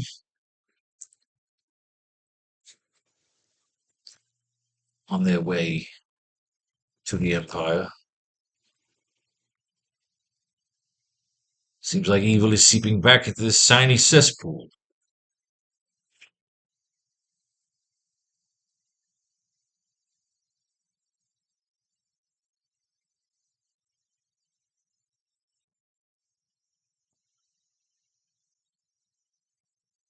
Who took out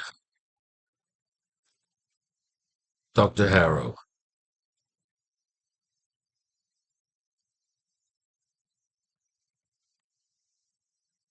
We're on the streets. Say it was a.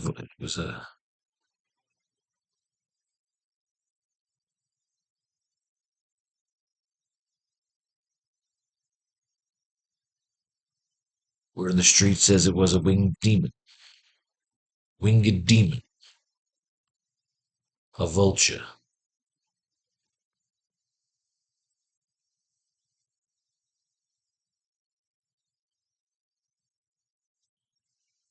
Do you have anything to do with that missing scientist? Which one? Alright, do we have to do we have all this here yet? So we have panel 8, we have page 8, panel 1. Mayor Jameson standing alone, okay. Pulls out a remote. Shuts down the drones. He's having a conversation. Good morning, Mr. Mayor. I hope you had a fine breakfast.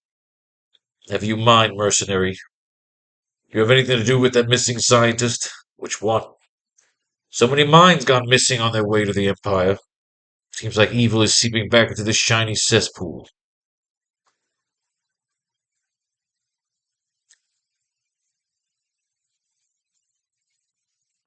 All under your watch. All under your watch. Who took out Dr. Harrow? Word in the street says it was a winged demon. A vulture.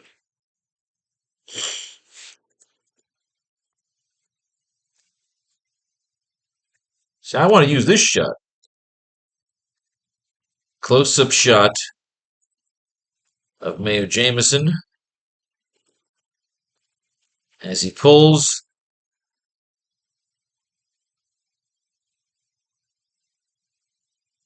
close-up shot of Mayor Jameson as he pulls out a picture of Spider-Man to show to his mystery guest.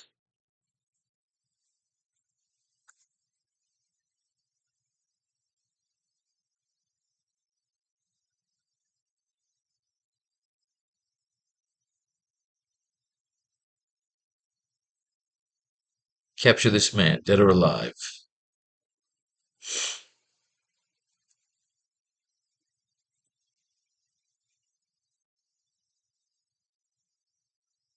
Because this guy could turn out to be the fucking Punisher that he's talking to. The Jameson's hired the Punisher, could be the Jackal, could be the fucking Scorpion.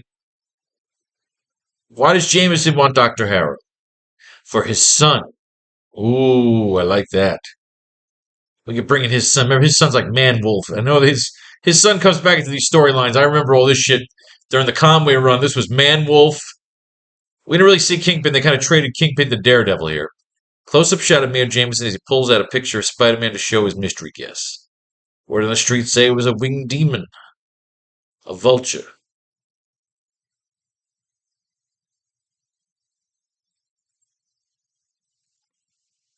Get out the plane.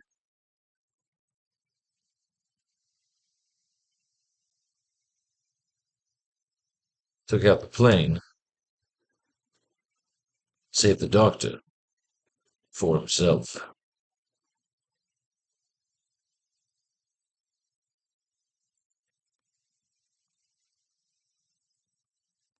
Well, this is all theory. Of course, this is all theory.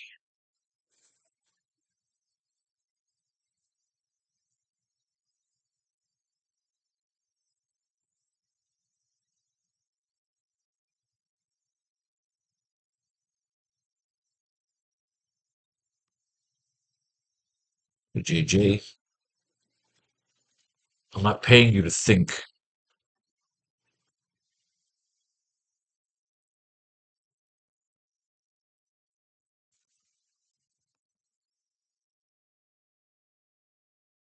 I'm paying you to take this man out.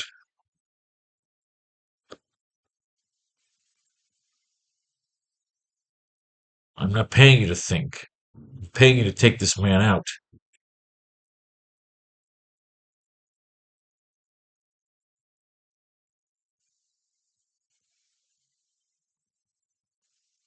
Now the outfit is made. My old outfit has made him a folk hero, a symbol of the city. And I say he's a clown, a force of negative energy.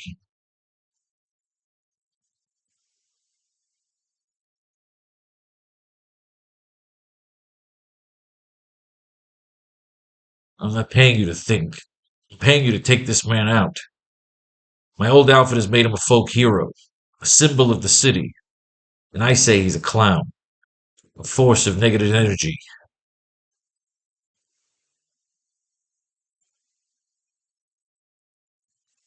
The reason behind this recent ruckus.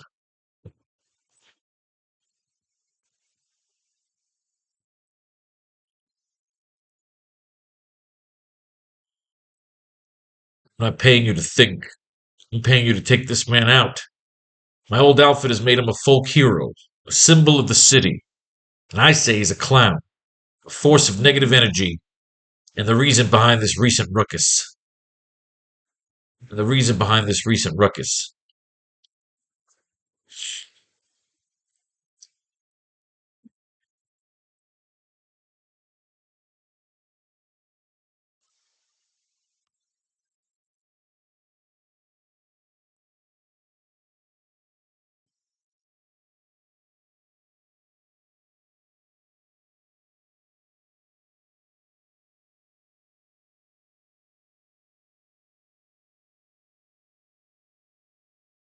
Paying you to take this man out.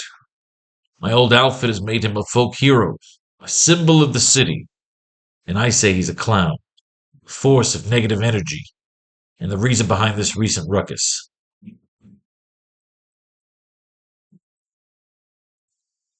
Mystery Man.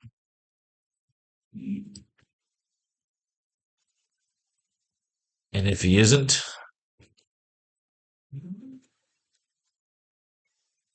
you'd still get paid.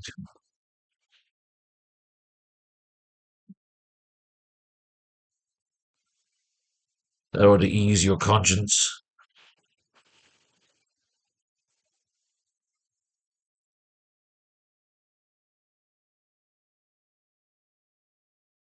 Close-up shot of Mayor Jameson. He pulls out a picture of Spider-Man to show to his mystery guest. I'm not paying you to think. I'm paying you to take this man out. My old outfit has made him a folk hero, a symbol of the city. And I say he's a clown, a force of negative energy, and the reason behind this recent ruckus. And if he isn't, then you still get paid. That would ease your conscience. So we've established that Jameson's got somebody going after him.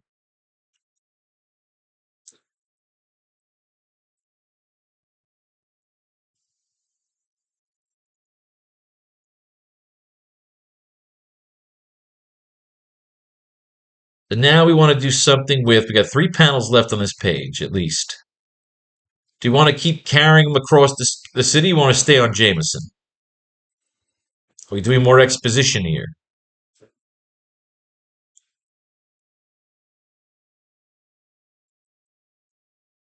Do we want to show the vulture stealing jewels?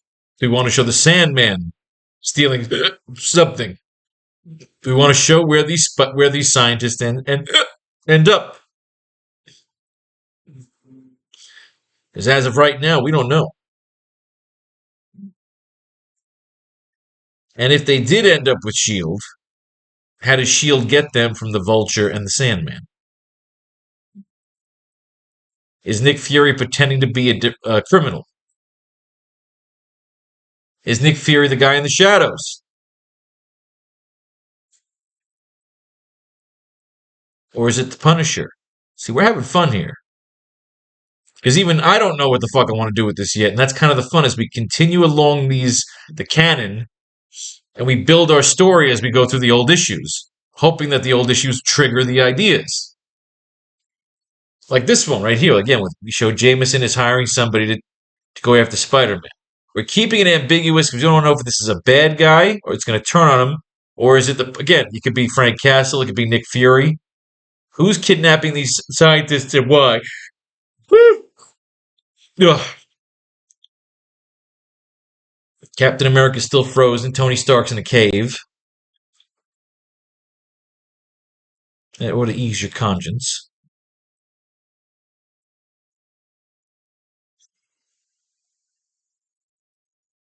That ought to ease your conscience.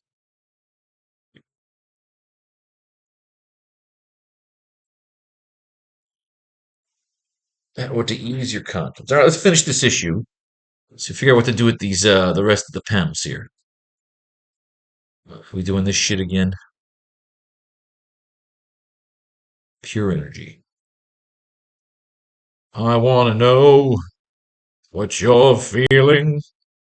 There are some things you can't hide. All right, here we go. All right, so we left off. Jameson wants to hire somebody to. Funny, I thought if I got out in the air, tried my hand at some web slinging, I'd feel good. Nothing seems to help. He's depressed, man. He lost his girl. I know I did everything to stop it, but that's what I mean by maturity, knowing how much of you can expect of yourself. It's your fault she's gone, man. I'm alone now. Wow, here I should be wondering who took out the Green Goblin costume of Osborn's body. My heart just isn't into the superhero game anymore. I've lost too many friends, too many good people. Spider-Man is finished. And just as he's about it, he just gets fucking tackled. Oh, Luke Cage. Figured you'd show up in his neighborhood sooner or later.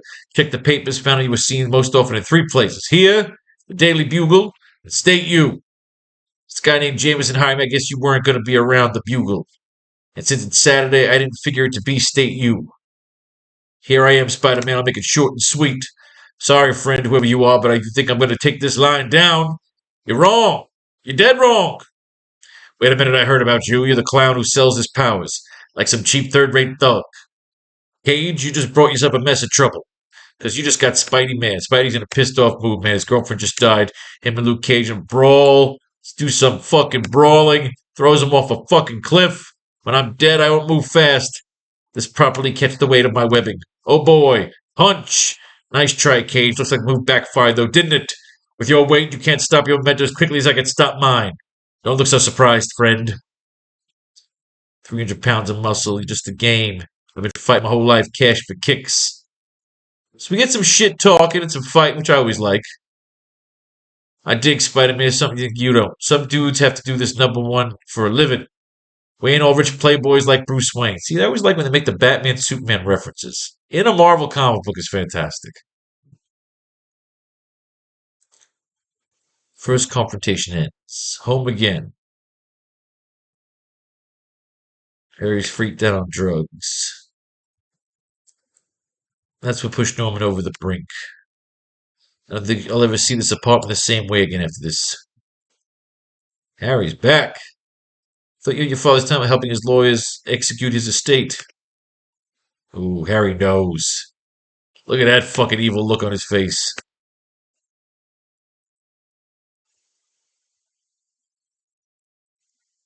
It's trying to take him out to a party. Not him. Luke Cage is coming for him. Put a tracker on him. That murderer is here.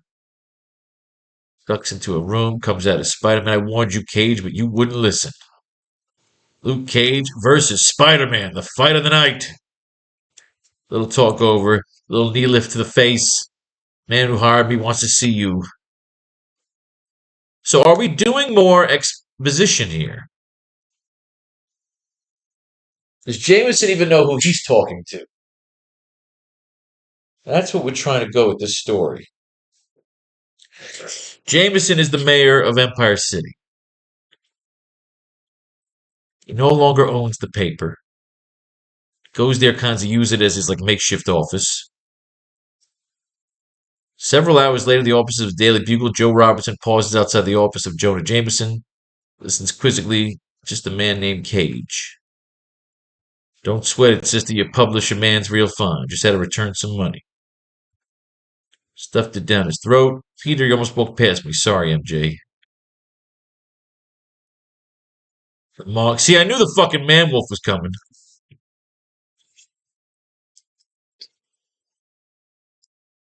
The man wolf. So we can tie some shit in with the mayor and the fact that his kid's the fucking man wolf.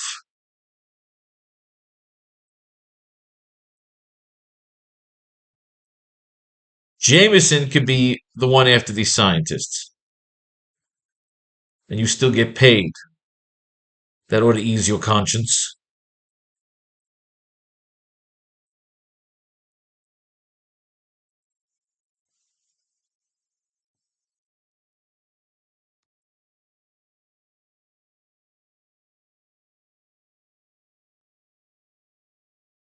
Close up shot of Mayor Jameson. He pulls out, okay.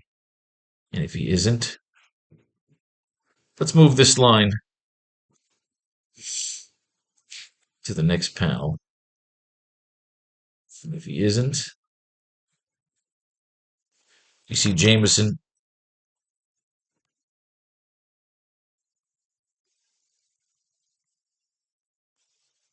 You see Jameson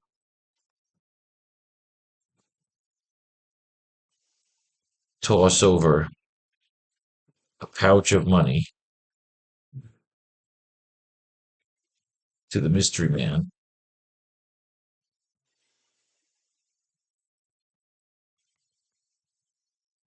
Puffs, whose face is hidden by his large puff of cigar smoke as he catches the money pouch.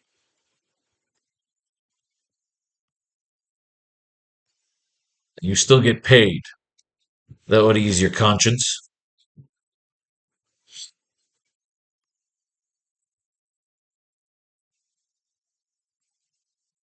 Indeed. But I do have one question.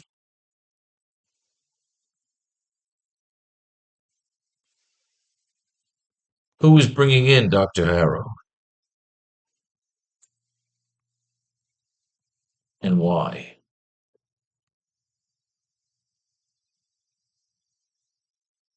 Indeed. But I do have one question, Your Honor.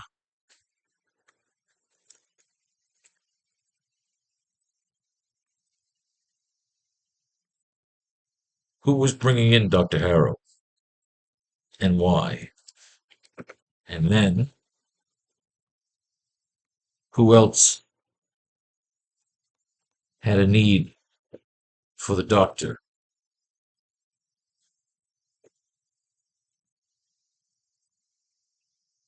Who was bringing in Dr. Harrow and why? And then who else had a need for the doctor's skills and services? Who was bringing in Dr. Harrow and why? And then who else had a need for the doctor's skills and services so badly to go through all the trouble?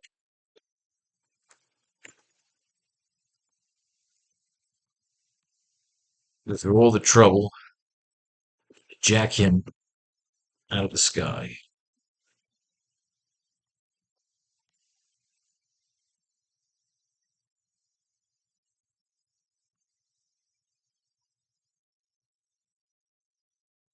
and you still get paid. That would ease your conscience. Indeed. But I do have one question, Your Honor. Who was bringing in Dr. Harrow and why? And then who else had a need for the doctor's skills and services so badly to go through all the trouble to jack him out of the sky?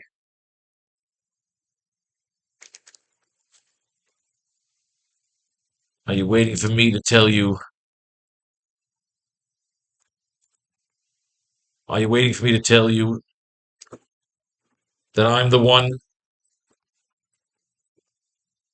who brought him in? Or that I'm the one?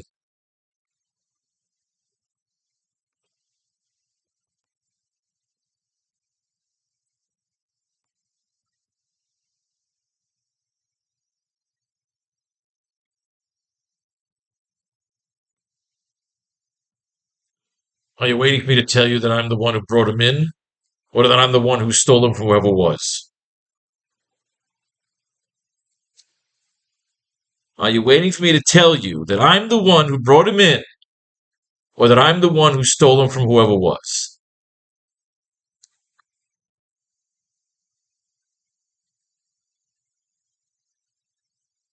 Are you waiting for me to tell you that I'm the one who brought him in? Or that I'm the one who stole him from whoever was?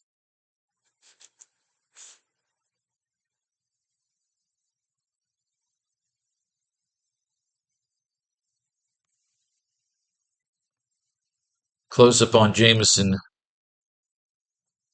staring out into the distance as he takes a long puff on his cigar.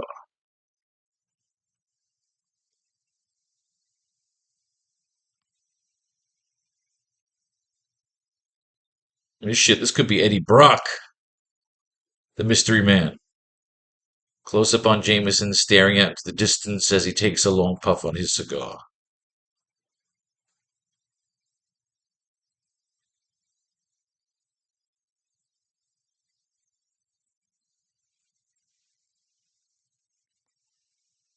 The answer to either inquiry.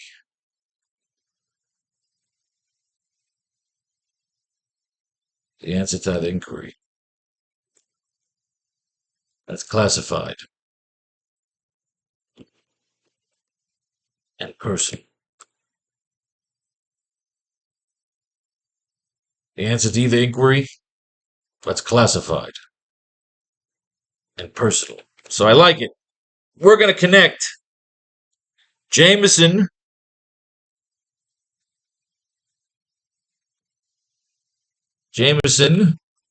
needs those scientists who help cure his son, who was an astronaut that was either infected with the venom symbiote virus, or that he was turned into a werewolf following his mission to the moon. He dressed it up. Oh, I love the notes section. I love when the notes section gets nice and big. Well, we've got to finish page 8 here to finish our assignment today. The answer to either inquiry, that's classified and personal. So everybody's got a hand into the story. Everybody's got a reason for these missing scientists. But we've got to put them somewhere. The vulture needs a base.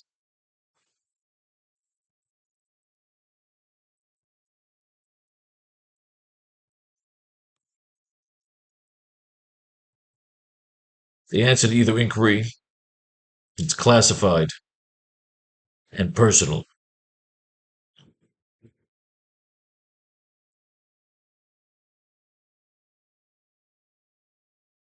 Close up on Jameson, staring out into the distance as he takes a long puff on his cigar. The answer to either inquiry, that's classified and personal.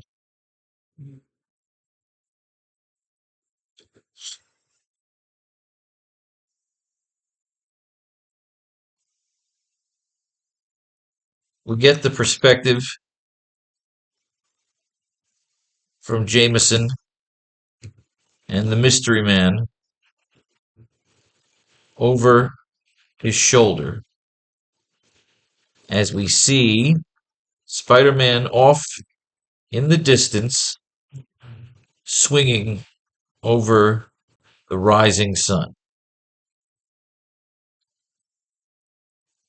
off the horizon, almost giving the effect that Jameson is either imagining Spider-Man in his view and obsession, or that it is actually Spider-Man swinging off to start his day.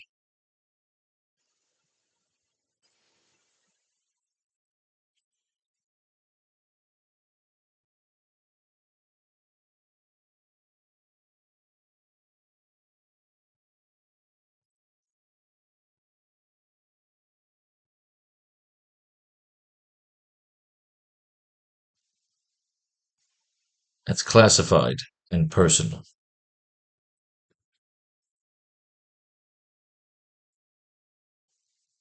Trust me, mercenary.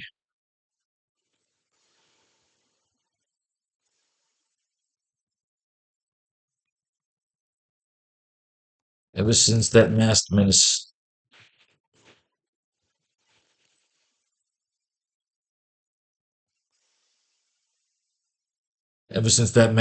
fell upon these streets,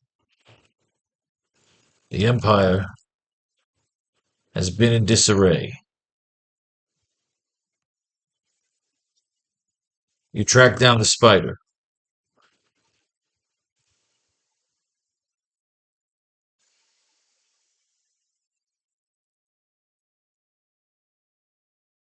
Trust me, mercenary.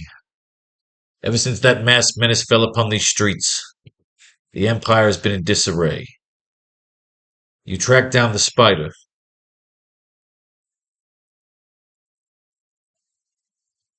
You will have your answers.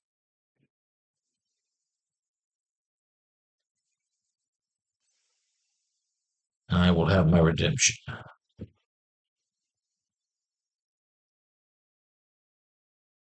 Trust me, mercenary.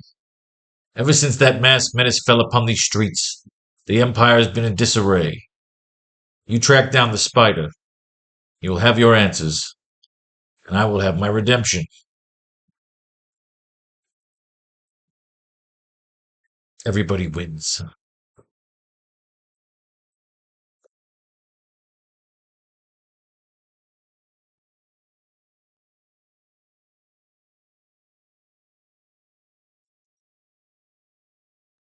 Everybody wins.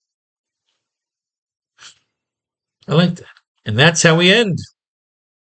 Let's get a look at this page one more time, see how it frames out. Almost as if he's staring back across at Peter from his own high perch, we cut across the skyline of Empire City to show Mayor Jameson standing alone watching the sun rise as well.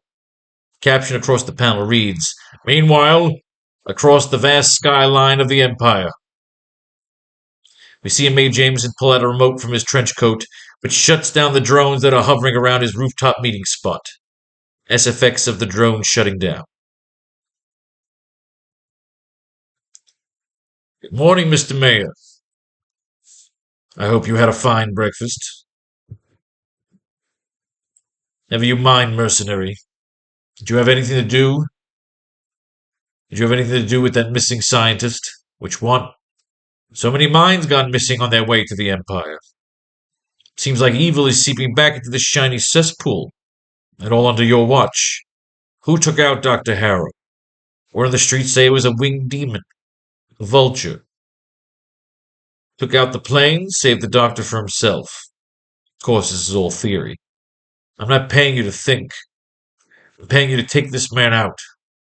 My old outfit has made him a folk hero, a symbol of the city. And I say he's a clown, a force of negative energy, and the reason behind this recent ruckus. And if he isn't, You still get paid. You see Jameson toss over a pouch of money. You still get paid. That would ease your conscience. Indeed. But I do have one question, Your Honor. Who was bringing in Dr. Harrow and why? And then who else had a need for the doctor's skills and services so badly to go through all the trouble to jack him out of the sky? Are you waiting for me to tell you that I'm the one who brought him in? Or I'm the one who stole him from whoever was? The answer to either inquiry is classified and personal. Trust me, mercenary. Ever since that mass menace fell upon these streets, the Empire has been in disarray. You track down the spider, and you'll have your answers. And I will have my redemption. And I will have my redemption. Everybody wins.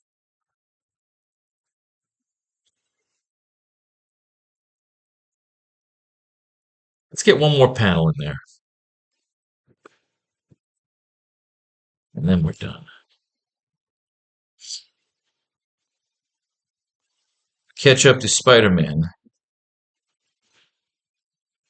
as he makes a perfect leaping land on top of the globe at the center of the classic Daily Bugle building, home of Now Magazine, with the neon sign now over the classic holographic vintage home of Now Magazine with the neon sign now over the classic with the holographic sign emulating the old vintage look of the Daily Planet building. Well, we do a lot of our Superman and Batman elements. We catch up to Spider-Man as he makes a perfect leaping land on top of the globe at the center of the classic Daily Bugle building. Home of Now Magazine with the holographic sign emulating the old vintage look of the Daily Planet building.